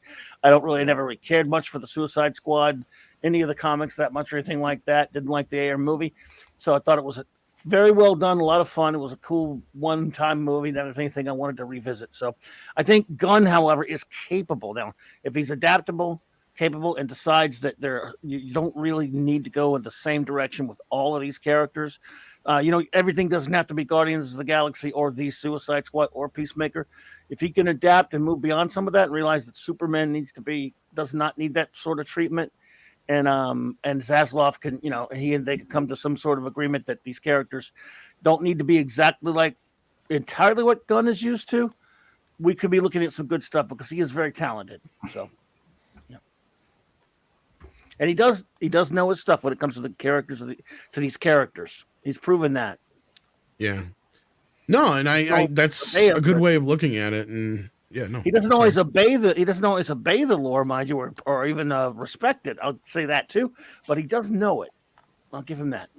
Yeah, I mean, I could be wrong, but I think he will be smart enough, or at least to know that he's not the guy to handle things like Superman and Batman and stuff like that, and let those be handled by others. But Yeah. yeah. I like this, but I've already said why. What most people don't realize is just how much content Warner Brothers has produced over the years and distributed, and how that just aired on other linear networks all the time, right? And I mean, you go through the catalog. Well, that show was on CBS, yeah, but it wasn't made by CBS. Or that show was on NBC, sure, but it wasn't made by NBC. Right, that's the Now Warner and Columbia actually make the most television, from my knowledge. Isn't that amazing? Paramount does too, quite a bit, but not as much as they used to. Yeah, but gosh, yeah, and how many times has Columbia changed hands? Right, I mean that was just a weird. No, since Sony's had them, nobody. No, not since Sony's had them, but even before that. I mean, because they cycled through like Seagram's and Coca-Cola, and I'm trying to think who else owned them before that. I mean, it's like I think Seagram's was owned Universal. I think. Is that what it was, or is that? Yeah, it was the same time. Yeah, it was so weird. I was like, that is a bizarre. But well, that was because that was when the studios system was falling apart, and they were either going to sell out altogether, or they had to have buyers. Gulf and Western came in and bought Paramount. Yeah, that was a good buy for them. MGM changed hands like 3 fucking times in the 70s. Yeah. And then went bankrupt. Warner Brothers started out as a Kinney company and then went, because that was Kinney until what was it, late 70s? Yeah. Yep. And then I'm trying to remember. I think Time bought him. Was it Time next, or somebody else who bought him in between there? No, I think Time. Yeah. Was it Time and then AOL and then back to Yes. Time? No, it was Time. Well, and Time then never AOL. left. What it was Never left. AOL and AOL Time merged. Warner merged. Yeah, Yeah. that's what happened. Because Time Life ended up buying Warner next then, and that's when because they still had the stupid fucking worm. Yeah. Oh, and you can tell that era because that shit's still on the bug at the bottom. That always. Yeah, fucking worm. And then it was Joe Dante said, "Is there any reason why I can't use the Yeah. old Warner Brothers logo?" Please. They're like, "No, go for it." And ever since then, every Warner movie used that except for Joker, which finally brought back the worm just to be time accurate. But yeah. Yeah. What I mean by the worm was that stupid W that looks like, that's what they called it, was the worm. Yeah, it's basically on a red backdrop and it's a white I hated that thing. thing. Yeah, that little It white was thing dumb. with a dot. I was like, "Fuck you! Just put the guy." Oh my god, this is ugly as sin. Yeah. And not only that, Dante used the original theme too. Yeah, when did As Time Goes By become their thing? That was in the 90s, I guess, right? Been a That was in while, the yeah. 90s when they switched to the new. I think that was when it became a. Yeah. That was the AOL era, I believe. Yeah, and it was because they were leaning it heavily into the classics. They were leaning heavily into the classics. So yeah, da da da da. Wow, fuck. You know, We that was went the way same. down the Warner path there. Yeah, sorry. We know too much shit about this stuff. I mean, I've always been in love with Warner over Disney anyway. Like, it was my whole thing when I was growing up was like, I want to work for Warner. You know, they had the Looney Tunes, they had DC, they had, you know, some of my favorite films. So it was like, you I feel like both you and I dodged a bullet though, because we would have been kicked out on our ass. It's real fast. oh, it would have been during the damn Emmerich years, and it would have been horrible. Toby Emmerich. We'd have got lost in the shuffle. Dude, Warner's been nuts. The other part too is like, Actually, Script, you didn't get to comment on that. Sorry, go ahead and say what you're going to say in the one of the things I comment. have to say, because I've been subcontracted by Warner before, and in some cases I've been subcontracted and I didn't realize, and neither did the subcontractors realize we were working for Warner until long after the job was done. That's how unorganized Warner was. Like, it's Well, they have so many damn production companies. It's like, how do you keep track of what? Because Warner controls a lot of shit. they do. Like, one of the things that I was a reader with them in a period in the 2009, I want to say, I think, and I was proofing scripts that were going on to CW at the time because they had just merged, and I had no idea why I was proofing them because it's supposed to be done by the writer's assistant, but the executive, working with the showrunner, just wanted other people's eyes on their stuff, and so I'd be reading shows to like teen drama crap that I would hate every day for that entire contract period. And when I realized what was going on, that's when I started actually making like, this sucks, like all the time, just constantly. Wow. But the thing is, like, it was very unorganized, and I can't wait in the new year when travel restrictions are lifted, and hopefully that holds true. I can go down there and find out what the heck's going on, and start kicking down doors and being like, here's a Superman script, here's a Flash script, here's a Batman script, here's a Wonder Woman script. Buy it and thank me later. No, I have a feeling you'd have a lot more of a chance of getting higher up in WB now than you would as far as getting somebody's attention than you would have 2 years ago, 3 years ago, what have you. Oh yeah, I definitely see that. And with Zaslav restructuring everything. So yeah, that's the next question then. So off of what he just said in that presentation, what is your response to him, especially when it comes to the DC side of things and how he's seeing Warner Brothers overall? I mean, it sounds promising. The only thing that would make me groan is if their big end goal is a Crisis on Infinite Earths thing that they're heading towards. That's the only thing that gives me reservations on the DC side. I like the idea that he wants to be more frugal and responsible with the monies for advertising and for getting deals for sports programming. I think that's brilliant. The only thing I was really hoping he would start talking about is how terrible Warner Brothers marketing department and the contracts they have with marketing firms is, because the worst thing that I would get, not just at Warner Brothers, but at Disney and Sony and Paramount and all of them, is you pitch them something and then and I've said this before, their ad team says, it's great, we don't know how to sell it. And that you can't have that type of relationship anymore. And I can't wait to see what happens when Chapek has some things and he gets some sort of sidestepping excuse like that presented to him, because I would love to see him be like, well, then you're fired, because that's the mentality you should have. If you are hired specifically to do something and you tell your boss that you can't do it, you should be fired. And I'm hoping we'll get to that point, because I would love to see some classic, fantastic cross-marketing campaigns for movies that have no existing IP history. I think that'd be amazing to see. I think that's what the industry needs as well, creative stunt campaigns that get people talking about something that they've never seen before. Just it'd be really nice, as opposed to this is inspired by this person who wrote this great movie, and hopefully you'll want to see it because this actor. It's just the laziest stuff ever. It's Marvel, therefore you're going to see it. I mean, they got to get a step away from that type of attitude. Yeah. So with that, let's get into these super chats here. Let's see what you guys are saying. Jack White sent in another 10. Thank you, Jack, and says, that surprises me they would block, especially with the old TV promos. You would think with them being 2 decades old, at least, I mean the Toonami promos. I hear you, brother, but wasn't there a whole like a YouTuber who used to review anime shows who lost their whole fucking channel because of that shit? Because those anime ones, they're real harsh with their copyright shit for some reason. That's right. I think that's our buddy Brandon. I think it was. Yeah, Brandon. Yeah, it was Brandon. That's what it was. Yes, thank you, Brandon. Brandon, the anime guy, is a channel that I personally mentored him. I personally helped him set it up. We get our production plan, our plan to get to 1,000 subs, get monetized. Then right when it happened, bam, bam, bam, bam, bam. Yeah. Gone. Had to start all over. Yeah, but I love hanging out with Brandon. He's great. He does good shows.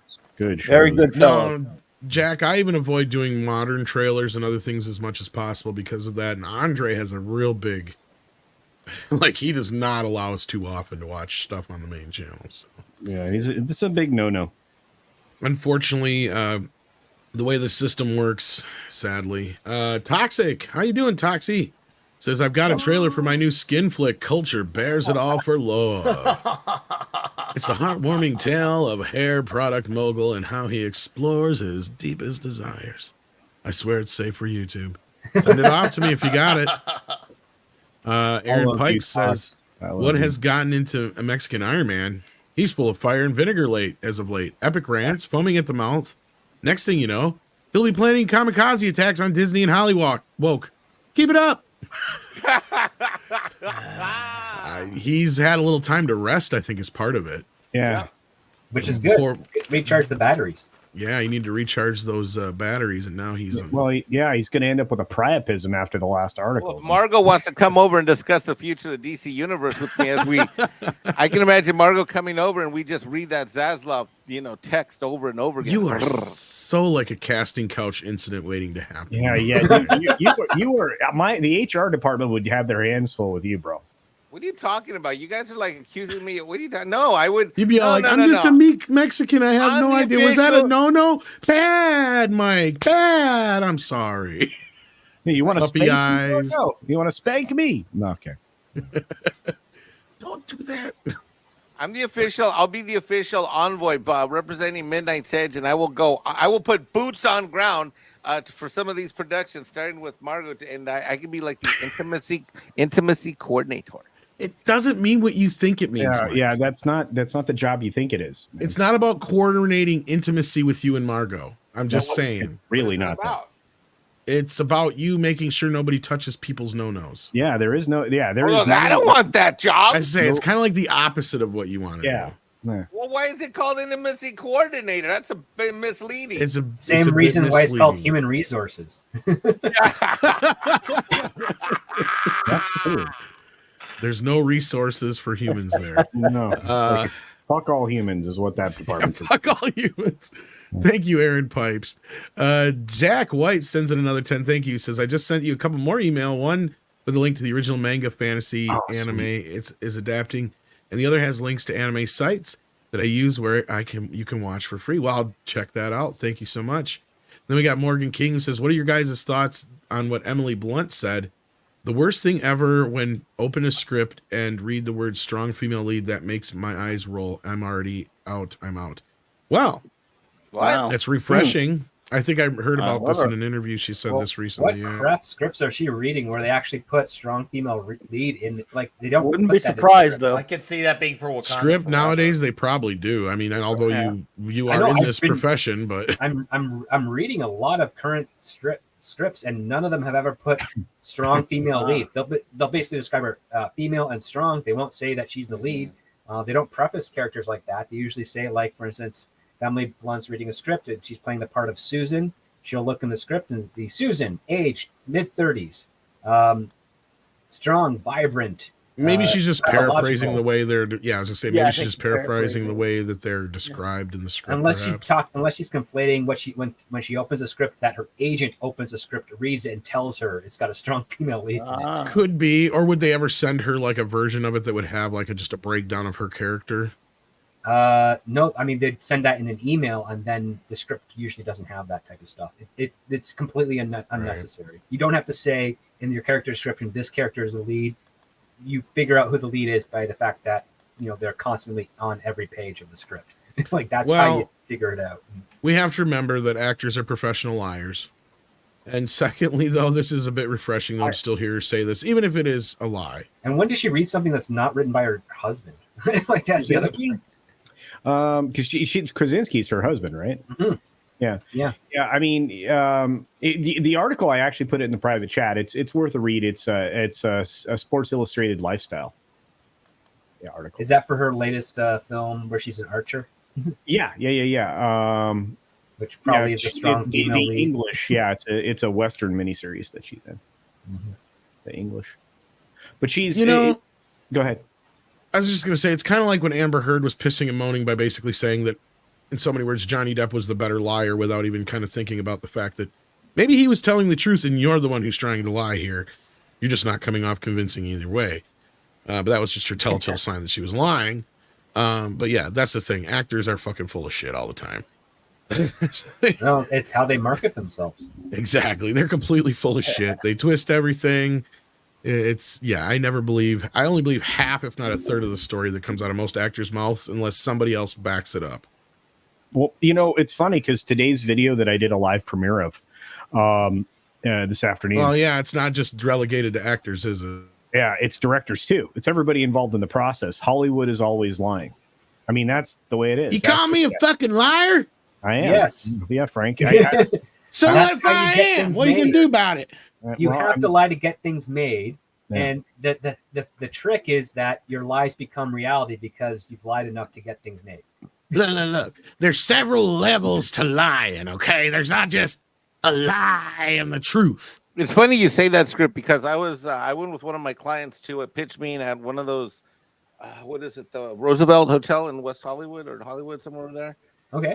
I'm sure you know which one that one is. But and they were doing a pitch meeting in the lobby, and they made a comment about, and we've already locked this up for production, and we've got this house who's going to do this and this, and I'm sitting there listening, me being the nerdy accountant back then, and I'm like, well, technically they haven't accepted that proposal, and we really haven't signed a contract yet. They turned and looked at me like I was fucking death. As soon as the meeting was over, I was fired. Yeah, because they were predicating that meeting on if they say yes, they can go to the people they said they had the stuff for and say, yes, see, we got this guy. That's an old tactic. It's like, oh yeah, we've got 2 production companies in, and we have this location that's all set to go. That's exactly what happened. And then you go to the next people in the finance. You say, yep, this is who we've got.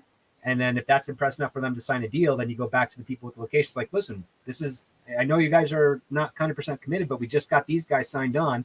And if you come into us with us, it's all going to work out. And if they say, yes, you're good, you go. And if they say no, you basically then just go to the next location and say, like, listen, these idiots turned us down because we got these guys. Do you want to take advantage of that? And yeah, that's usually how it works. It's kind of like the old, it's not so much of a meme, but it's the old story of how do you become head of Microsoft? You call up Bill Gates and you say that you want your daughter to marry his son. And then you call a bank and you say, listen, my daughter is marrying Bill Gates' son. And that's where you get your daughter a position at the bank. And now the bank and Microsoft make a deal with regards to bank loans and financing and all that other stuff, all because you're just nobody who just said, I can give you like I can give you easy bank opportunities by having your son marry my daughter, because I'm going to use the fact that my daughter's marrying your son to give her the position in the bank to authorize that. It's all just clever negotiations and keeping those two parties far apart until the deals are kind of done, and then locking it in.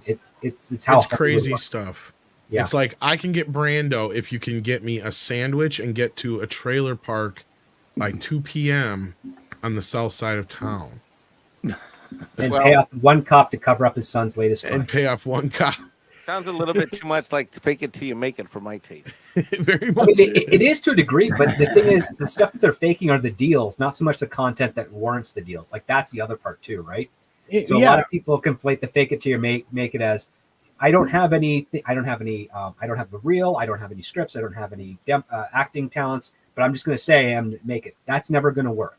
But if you have something like you have a reel, if you're an actor or a director, you have or an editor, or if you have a scripts like a screenwriter like myself, or you've got production credits, you can then fake the interest to your next project because you've still got something valuable that you've already accomplished, and that's how you kind of make the deal. So you fake the interest until you get the real interest, which therefore is your make it, and then you negotiate the deal so that you can make the project. And even the people at the top of the chain, like a Jerry Bruckheimer, has to do that because even he has difficulties getting movies produced because everybody loves to say no.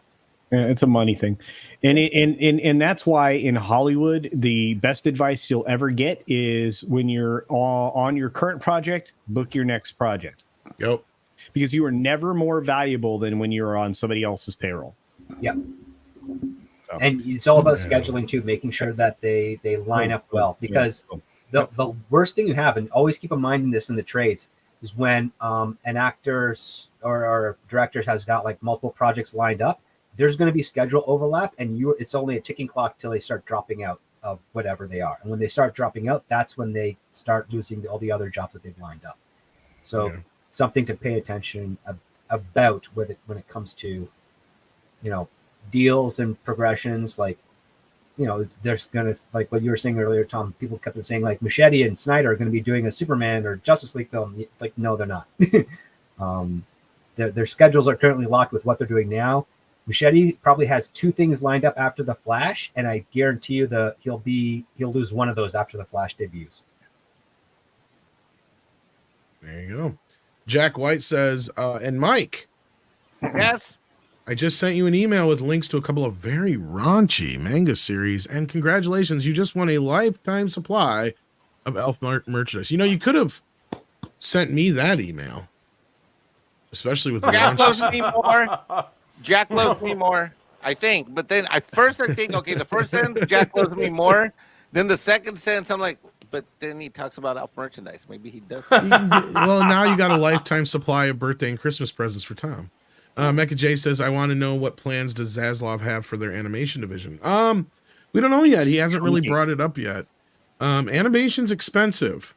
And it's shrinking. I know they still have the Gremlins series coming up. At least that hasn't been killed yet. There's a few other projects that are still coming from the animated side of things. I'm sure he'll be shaving it down quite a bit. But depending on how popular these upcoming projects are, it may all depend on that. And I'm just going to tell you it's shrinking. That's all I'm going to say. Well, you clearly know animation has something. been shrinking since the 90s. Yeah. Yeah, no, but it's going to go through more shrinkage. Yeah, shrinkage. Shrinkage. Yeah, we'll have to wait and see what he says about animation or what comes of it. Cryam says, I only hope Zaslav is akin to protective father. DC is the daughter and Gunn is the prom boyfriend. If we're lucky, they had that kind of a talk. I don't know if it's I don't know if it was exactly this sentiment, but I think you're onto something here, Cryam. And yeah, I think that have her home by 10. Yeah. And the same pair of underwear untarnished that she left with. Here's what I think happened. Here's what I think happened.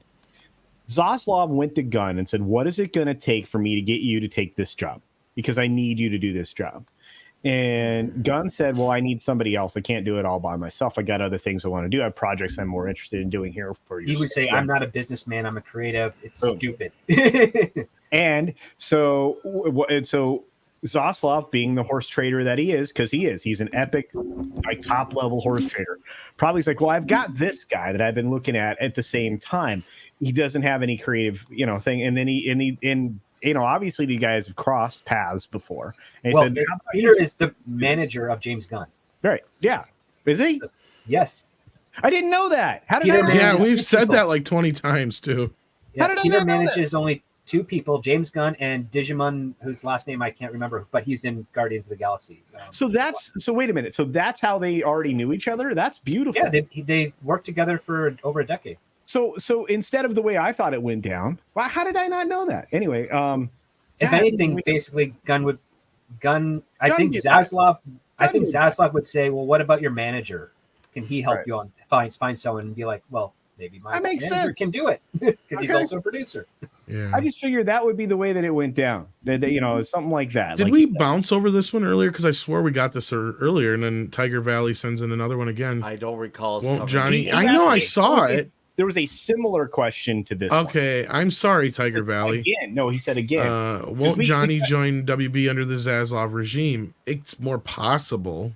I mean, there's But- nobody left there that fired Johnny anymore. So Yeah, in that respect. But Do you I think mean, that would happen? here's how I think it could happen: is if they really wine and dine J.K. Rowling, get her back under there under some creative thing, working on like a Wizarding World Films studio. Like that would be a first thing because her and Johnny are good friends. That would be a good goodwill thing for Johnny to see. And then you just have to have a project for Johnny because he's not coming back to this wizarding shit. You got to give him something else. Maybe a role in the DC universe would be hilarious. But or something in science fiction because that's not much. yeah. I mean, he's done Transcendence and a couple of other things that have kind of not hit as hard. But if you give him it'd be funny if he was in some sort of Buck Rogers style thing, like a sci-fi version of Pirates would probably pique his interest. Dude, I think he'd be great in Ice Pirates too. You're gonna Yes, do he a would. remake of Ice Pirates? That'd be amazing. Oh, Not a boy. remake, just a sequel, a funny, way overdue. He's the sequel. son of what's his face in the first one. Yeah, that'd be incredible. But Clobby, you do have to take off on us here. We're almost wrapped Yeah, up man. anyway. But you got to go get ready for a special stream for R.M. Briggs, who's got a book coming out.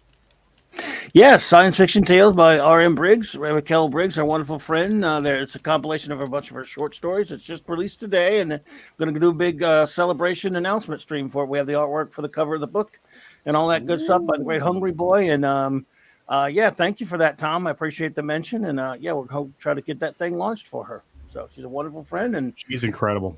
Yeah. she is. I'm very Yeah, excited for her. Go and support that project because she's very well spoken, a great writer, and I just a great person. And I imagine you will not be disappointed by anything she hangs her name on. Culture, thank you so much for that. I cannot tell you how much I appreciate it. We all love it. And I love if you're hearing this, Raquel, you need to take some advice there and promote yourself. She's just so nice. She doesn't want to promote herself, so her friends are doing it for her. And I love it. She's just so Got sweet. you. Yeah, we got you. And Well, love you. I'm a big fan of Raquel's. I'm happy to talk to my cousin Namor and get the fish community on board. There you go. Namor. Namor. Thank you, Mike. Appreciate you. She appreciates all of you. She's friends with all of you. She holds you all in high regard. And so thank you so much, everybody, and thank you, chat. So and thank you, D-Bud. So good to see you all, my friends, and thanks for hanging out with you. And anyone who gets a chance after you guys are done, come visit us over at the celebration. Share your link to your stream in the chat on your way out the door, and come visit. Yeah, D-Bud. I don't have I can't do it in your. I think D-Bud just posted it. Does D-Bud got it? just Awesome posted sauce. it. Yeah, He D-Bud's got it covered. Thank you, D-Bud. Appreciate that. Thank you all so much, my friends. Good to see you, Culture and Script and Buddy Nick and Mike. That rant, man, dude, the greatest ever. Yep, and I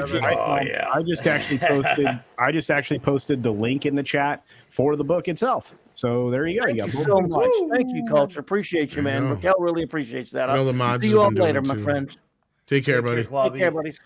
And this was the original one from Tiger Valley. I don't know what happened there. I could have swore I grabbed this, but we didn't read it. That's for sure. We got to it. I don't know that we read it, or maybe I think we it got thought- brought up and I accidentally bumped past it, which happens. Maybe you said that. Maybe you said we'll get to that in a minute, or we're not quite there yet. I don't remember what it was. Oh, that's what it was. Yes, I did. So I did bring it up. Yeah. Sorry I about that. saw Thanks it. for reminding me, though. Yeah. I think he has a better chance of going over to Disney than he does Warner. Dude, again. the rumors about him and being back with the Pirates thing, that would be something substantial because he hates Disney, and that would be him loving Bruckheimer a long time. Well, not just that. It's Jack Sparrow's a very important character. It's his character. This is a guy that carries around the costume called the Right. Jack in the Box so that he can make appearances at the hospitals and stuff like that. Disney parks and shit like that. Yeah, he does amazing things. Now there was one from Daryl Brewer too. It looks like I might have missed, but I'm not finding it for some reason. I went through. Here I twice. blame script. It's definitely his fault. Maybe. Sorry, Daryl. But while we're looking for that one, does this dress make my ass look big? Has one here. If you want to read that for me, Mikey. For $10, little bit late. Sorry if already mentioned. Top Gun trains against Ed Harris drone pilots. Does so. Then has to take out foreign command center of drone pilots. Gives incentive for those pilots. Well, there you go. Yeah, there's something. I like that. I like that too. Should I keep going, Tom? Sure. Let's get to the next one here. We've got Jack White. There you go. Go ahead and grab that one. Mike, have you ever played Hitman or Dead or Alive? I Hitman 1 and 2, yes. Dead or Alive, you mean Red Dead Redemption? Yes. Dead or The Alive? original one? Isn't that the original one, or is that a different game? I don't know. Yeah, which Dead or Alive? No, Red Dead Revolver. That's what I'm thinking of. Never mind. Well, Red Dead Revolver was great, but it was bugged as fuck and kept Yeah, crashing. I don't know what is Dead or Alive, Dead or Space, DOA? it's a space game, right? wasn't it? Sci-fi? I'm trying to remember. I played mega buttloads of Hitman. I love Hitman. One of my favorite games. The IDOS is incredible. And IO Entertainment.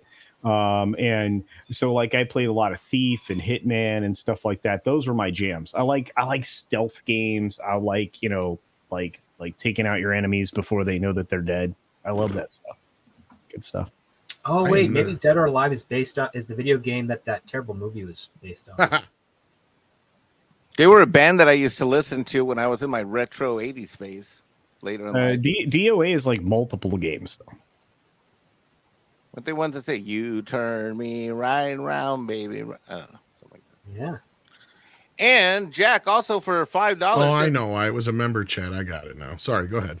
Tom, some anime recommendations for you. Yu Yu Hakusho, My Hero Academia, Full Metal Alchemist, Brotherhood, Bleach, Black Clover, World Trigger. There you go. And he also says you can find all them on all of those anime sites I sent you links to. And again, you can watch them for free on those sites. I will do my best, Jack White. They take time, though. That's the other thing.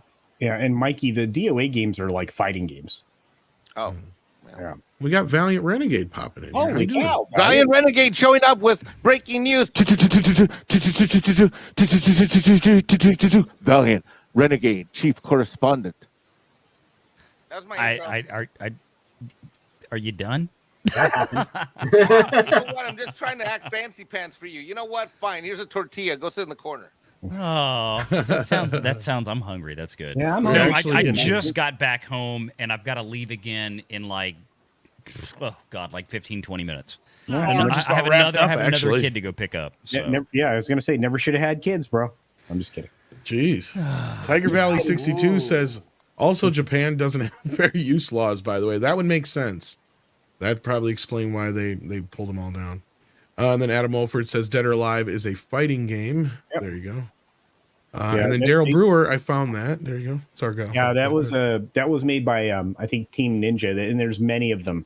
And I think it's like a 3D like version of like Mortal Kombat or crap. What was the other one fighting game? Street Fighter. Street Fighter. Fighter. Thank you. Yeah, Street Fighter. Yep. Yeah. And then we have Daryl Brewer, who's been a member for 16 months at the maximum effort puppy level, says, sorry, guys and gals, listening while cooking dinner. Otherwise, would have sent a message sooner. No problemo. We just finally got to it.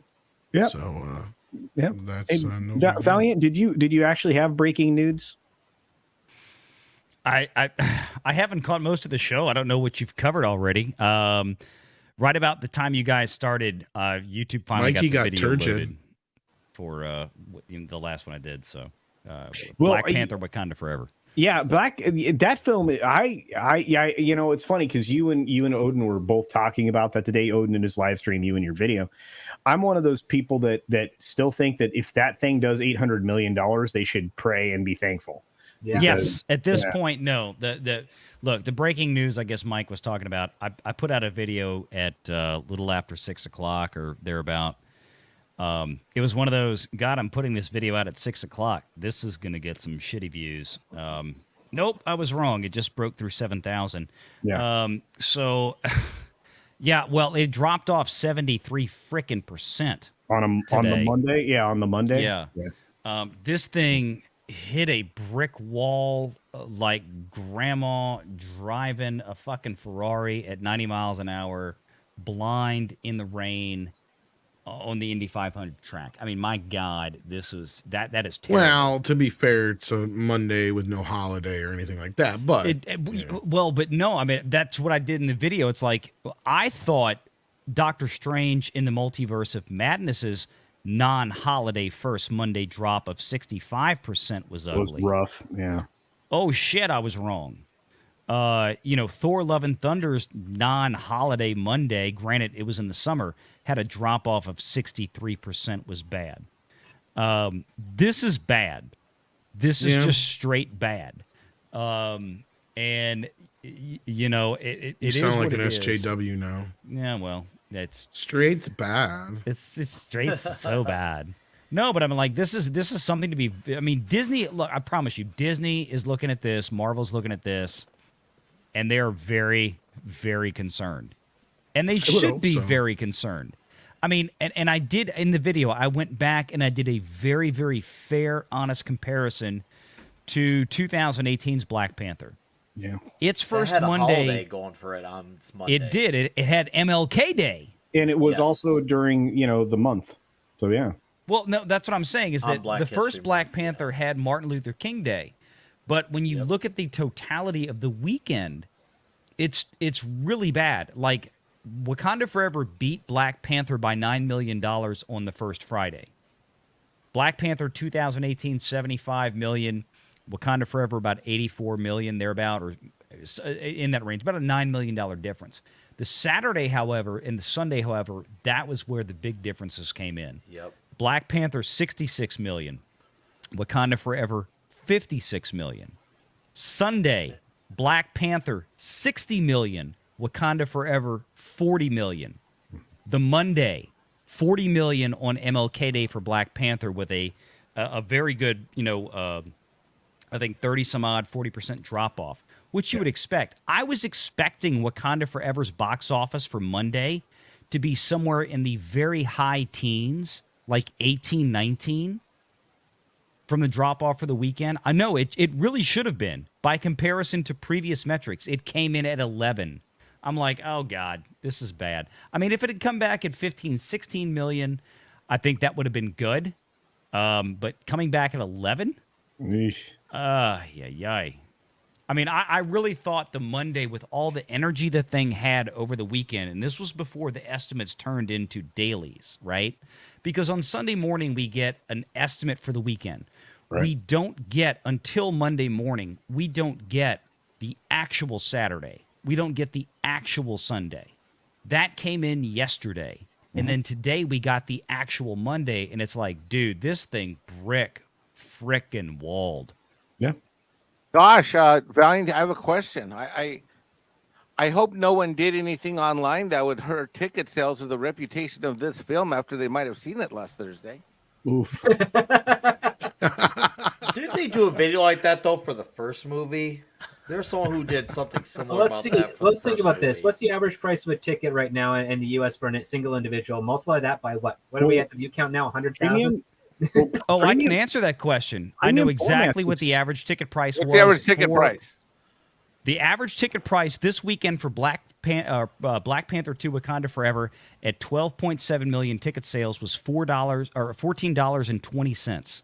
The average ticket price for Doctor Strange in the Multiverse of Madness 5 months ago at 13.7 million ticket sales over opening weekend was $13.65. Wow. We have gone up over 50 cents per ticket in Wow. 5 months. So Y'all, made less. that's think- why exactly. That's why with 13.7 million ticket sales for Strange and 12.7 million ticket sales for Black Panther, the disparity between these two weekend openings should have been greater than just $7 million. It should have been closer to like 13, 14 million.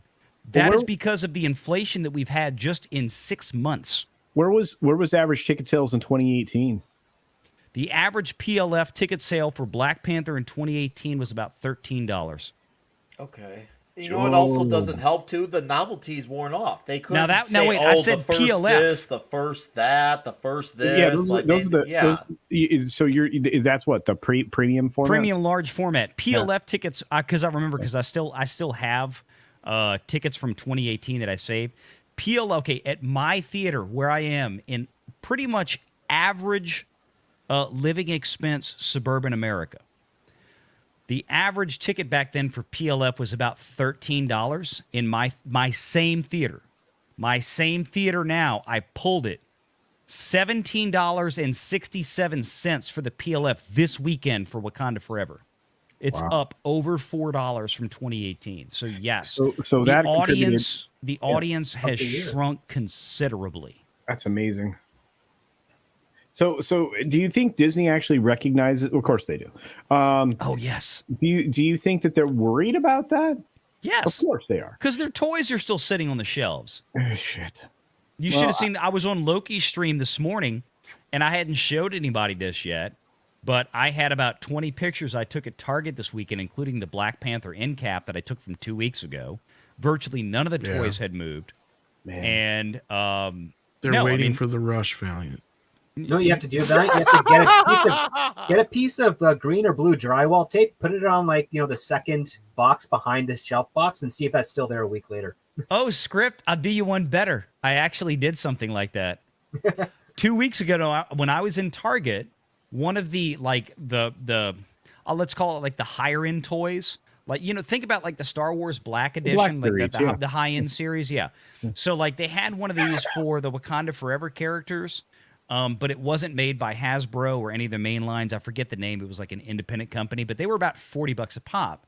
I flipped one of the boxes that were facing sideways out to the side of the end cap, upside down. And when I went back yesterday, it was still there, upside down, sideways. So they haven't even had to face them. They haven't No. even had to touch them to organize, straighten them out. That's crazy. No kids are touching them. They're not moving. Man. They're not moving. Bad news. And you go to the Disney store section in Target, because Disney, of course, when they closed down the Disney stores, they contracted with Target to basically install a Disney store in every big Target shop. That was 2019. Yep. And I'll be damned if I could find any Black Panther stuff in there either. Wow.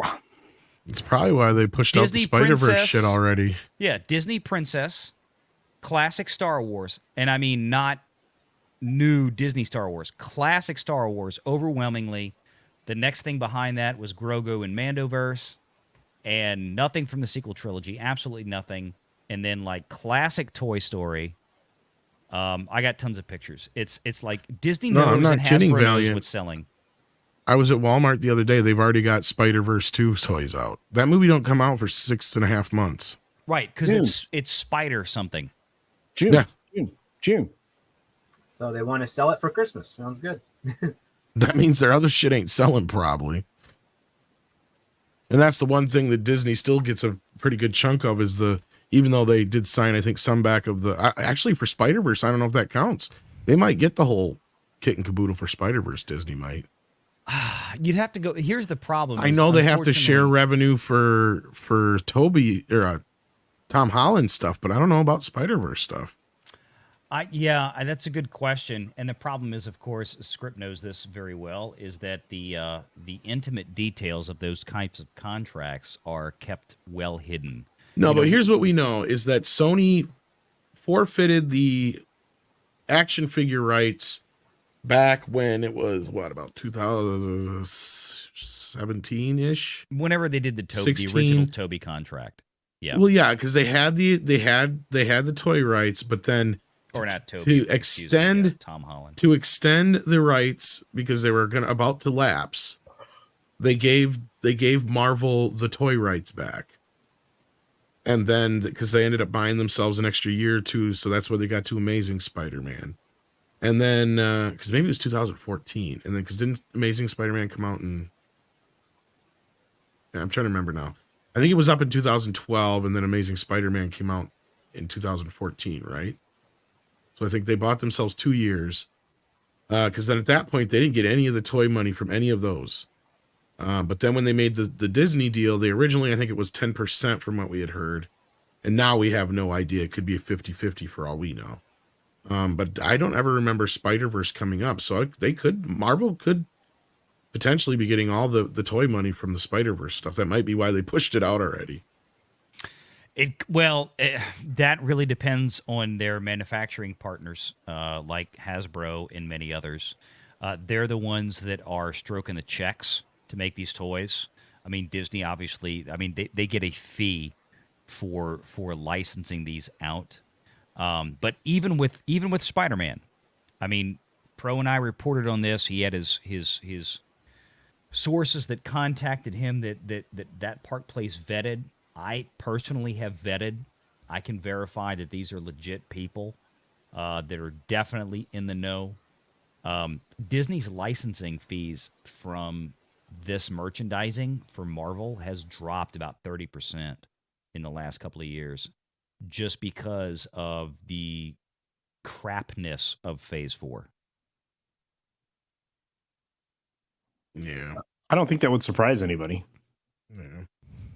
But all right, let's get back to these super chats here, and then we'll head out. Thank you, Valiant, for hopping in here and talking a little toy talk and other business. Yeah, had a few minutes, had to come by, see some of my friends. Jack White says Dead or Alive is a series of fighting games known for good fighting and jiggle mechanic. I like the sound of that. Well, bouncy boobs. Exactly. And Tim Hayes has been a member for 14 months at the minimum effort puppy level. Thank you for that. And Jack White sends in another 5. Thank you so much. It says the developer that makes Dead or Alive also makes the game series Ninja Gaiden. Okay, Ninja Gaiden, I know. Fun fact, Dead or Alive and Ninja Gaiden are set in the same universe.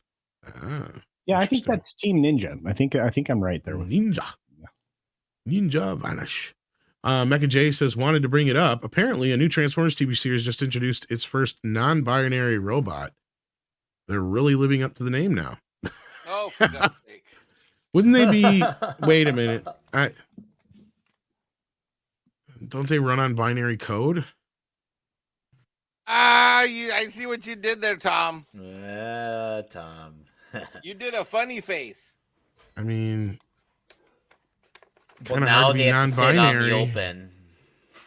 It's not enough that you saw it like that. They had to put on the open for those headlines. Is that weird CGI cartoon where they give Optimus Prime like a real dude's face, like it looks like a person's face and it looks weird? It's like, I'm sorry, but Optimus Prime should always have that shield up in front of his face like Shredder's thing. I don't like it when they have him talk with a mouth, especially like in the Bay movies, but that wasn't as bad. But anyway, you would hate the attraction at Universal because I mean he's in that. Yeah. Oh, I love Optimus Prime. I just hate it when they change the character. I just like him with the face mask part. To me, it looks cool. Carlos Estrada says, does every Black Panther and Namor toy come with super drug? Oh, well, I can answer this. Green juice with Namor and purple juice with Black Panther, right? No, well, hold on. By the time you open up your Namor by the time you open up your Black Panther from the package, he's not alive anymore because you didn't do it in time. Oh my! He dried out. Yeah, and then Namor dried out. So that's. What you mean? I thought that was Black Panther. Well, Black Panther is by the time you open it, he does, and you get him outside the packaging. You didn't do it fast enough, so you couldn't save him, so he's dead. And then Namor, when you expose him to the outside air, because he's supposed to be wet, and then he dries out and he's dead too. So don't buy that toys; they're not going to work. Yeah. God, I sound stupid recounting that stupid plot. There's a lot of reasons not to buy those toys. There's a lot of reasons. God, and with that, as Andre likes to say, I believe we are caught up. Let me double check with the mods. Hi, mods. While I'm doing that, I was going to say we can all Looks like Thank we're you for your good. hard work, mods. Coming off Thank the you origin guys. box. Yes. Valiant, you just dropped a video. Anything else you want to plug on your way out the door? No, just check out the video if you want some more of the details on the Wakanda Forever thing. It tanked big ass today, 73% in Monday. I don't think it's going to get terribly better. I will say that I think if Wakanda Forever has any hope, it may have a better than average third weekend just because of the fact that it is the Thanksgiving holiday weekend. But wait, it's competing with a family film that Disney's releasing at the same time. Exactly. Counter programming. Not only that, I've heard that something else is hitting VOD, remember? Oh, that's right. Yeah, I think the Santa Claus is hitting that week. No, Black Adam is going to be hitting VOD that week. That will too. No, I mean the counter programming with Strange World, I think will do better than some people are assuming. I tend to lean towards Box Office Pro's estimates of 20 to 30 million on that movie that weekend. Disney clearly decided Kareem Daniel dropped the hammer on this. I'm like, we're not going to dump another $100 million into this dog turd, especially after the disaster that was called Lightyear. So they're just going to let this ride in the theaters. They're going to make what they can to try to recover as much of the production cost as possible, and then it's going to be dumped on Disney Plus right around Christmas. Yeah, and they did not fight for it to get a theatrical release in France for that very reason, because they want to dump it on Disney Plus as soon as they can. Well, that's just it. For those of you who don't know, France has a law on the books that says you cannot put a movie onto streaming in France for at least 12 months after its theatrical debut. Yep. And Disney wasn't going to fight them on it. So there you go. We are having a show on Nick Weiser's tonight. It is the James Bond movie that they allow us to watch in my country. It is called From Russians with Loves. And he is showing it tonight. Right, Nick? Correct. You just promoted for me. Yes, guys. What? Everything that Tom said in 46 minutes. I am being told you're not allowed to actually show the film on the streams, but you will be discussing it like audio commentary. Yes, like a mixture of overview and little hints and tips of deep dive. So it's going to be huge, guys. So please come with us. Let's talk about the greatest toxic male in fiction, or one of them, with James Bond. So yeah, please You know, come I hang am out with coming us. It's from gonna be Russia amazing. with love as well. Seriously, Kat, this has been a fun show to be part of. Thank you for being here. Once again, thank you to the mods. You guys were killing it. D-Bud, Goddess. I think I saw Mr. Tickle Trunk, I think. Anyone else I missed, apologies, but all I'm just saying. I'm going to love you're doing the Russia work. all over your face. No, God, And Tom's no. gonna love Russia all over your face. Thank you. You for will having me, love Russia. it. I mean, Tom. You will Russian love it, like from with love from Russia. Yes. So yeah, I that'll be am 45 Bond, minutes. Jamie Bond. You might end up with a Jamie Bond. Be careful. I mean, technically, Jamie is a nickname for James, anyway. So Yeah, but it's Yes. also, yeah.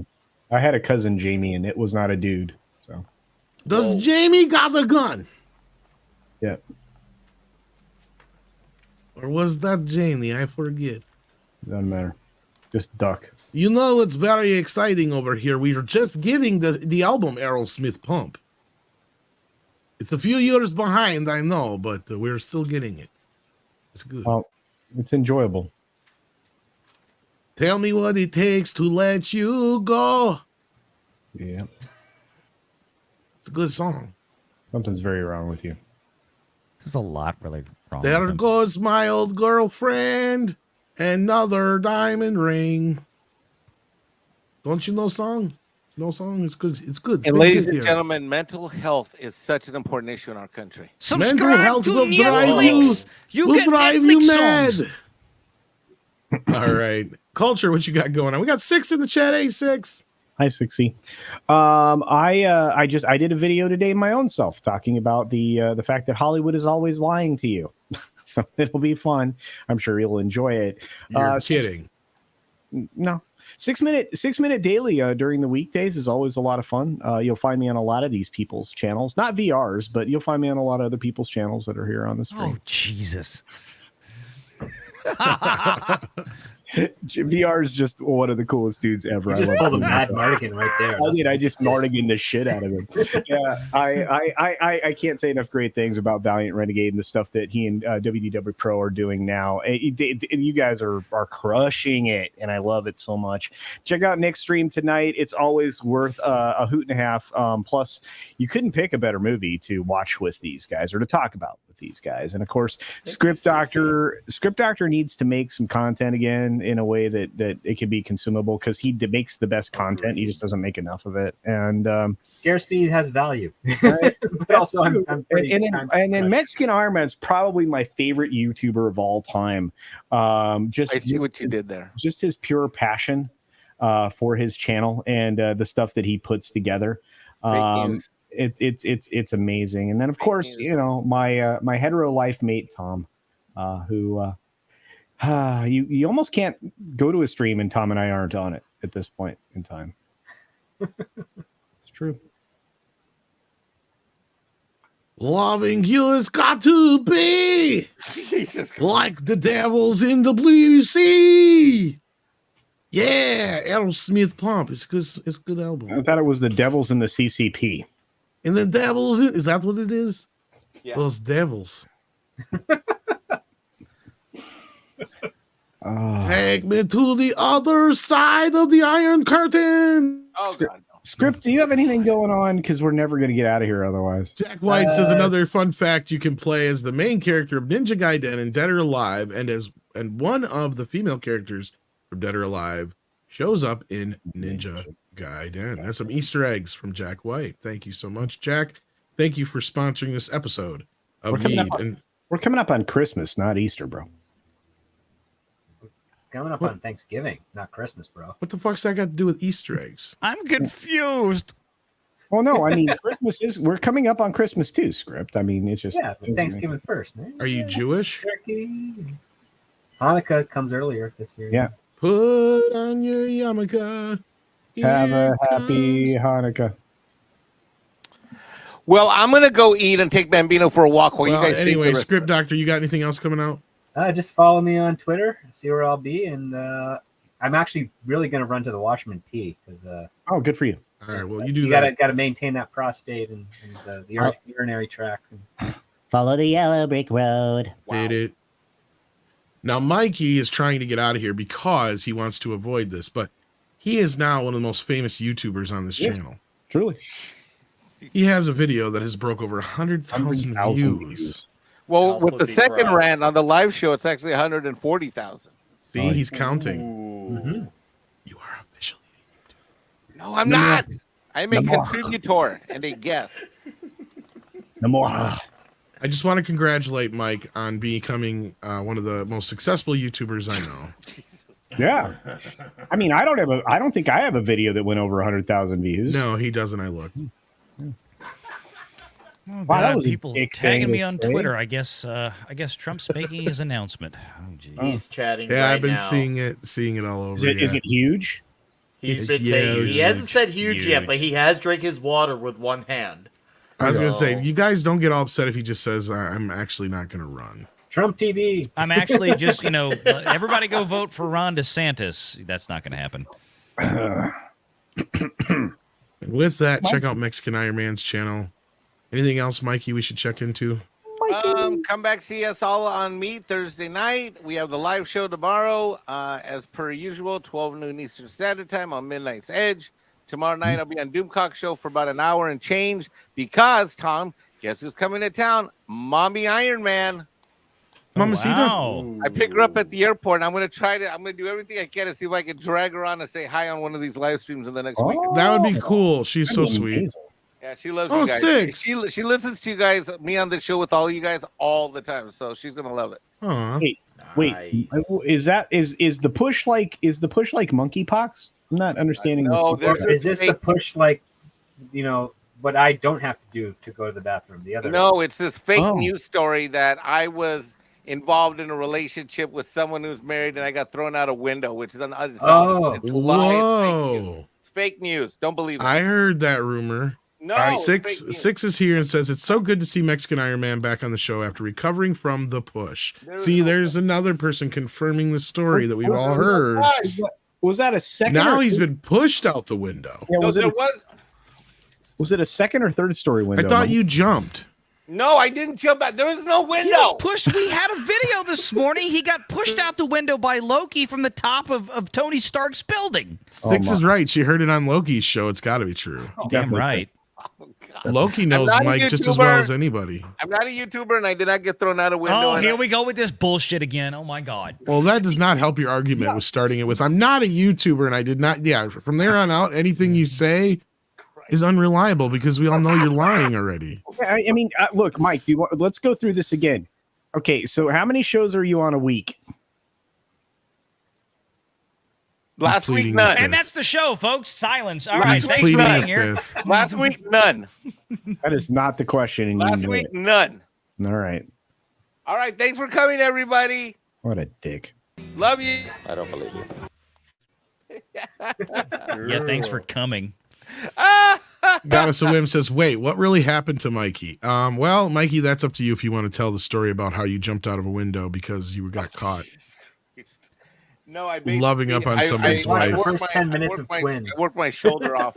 So Yeah, it's, In you know, his defense, he didn't know she was married. I mean, let's just be honest. Yeah, how I do you did- get that's true. I did carpal not tunnel know- from jacking off? Oh No, my! well, that's not what it was. I thought. But I didn't know she was married. Shit, she never told me. And I didn't ask. She didn't have a ring Busted. on. this She is didn't true. have a ring on. She never- All She didn't right. even have a tan line, and I looked. I'm Mikey going is to hell, busted. and I'm going to pick up my daughter. Y'all have a good night. Good night, guys. We're getting the hell out of here. What the hell's diversity? Well, I could be wrong, but I believe diversity is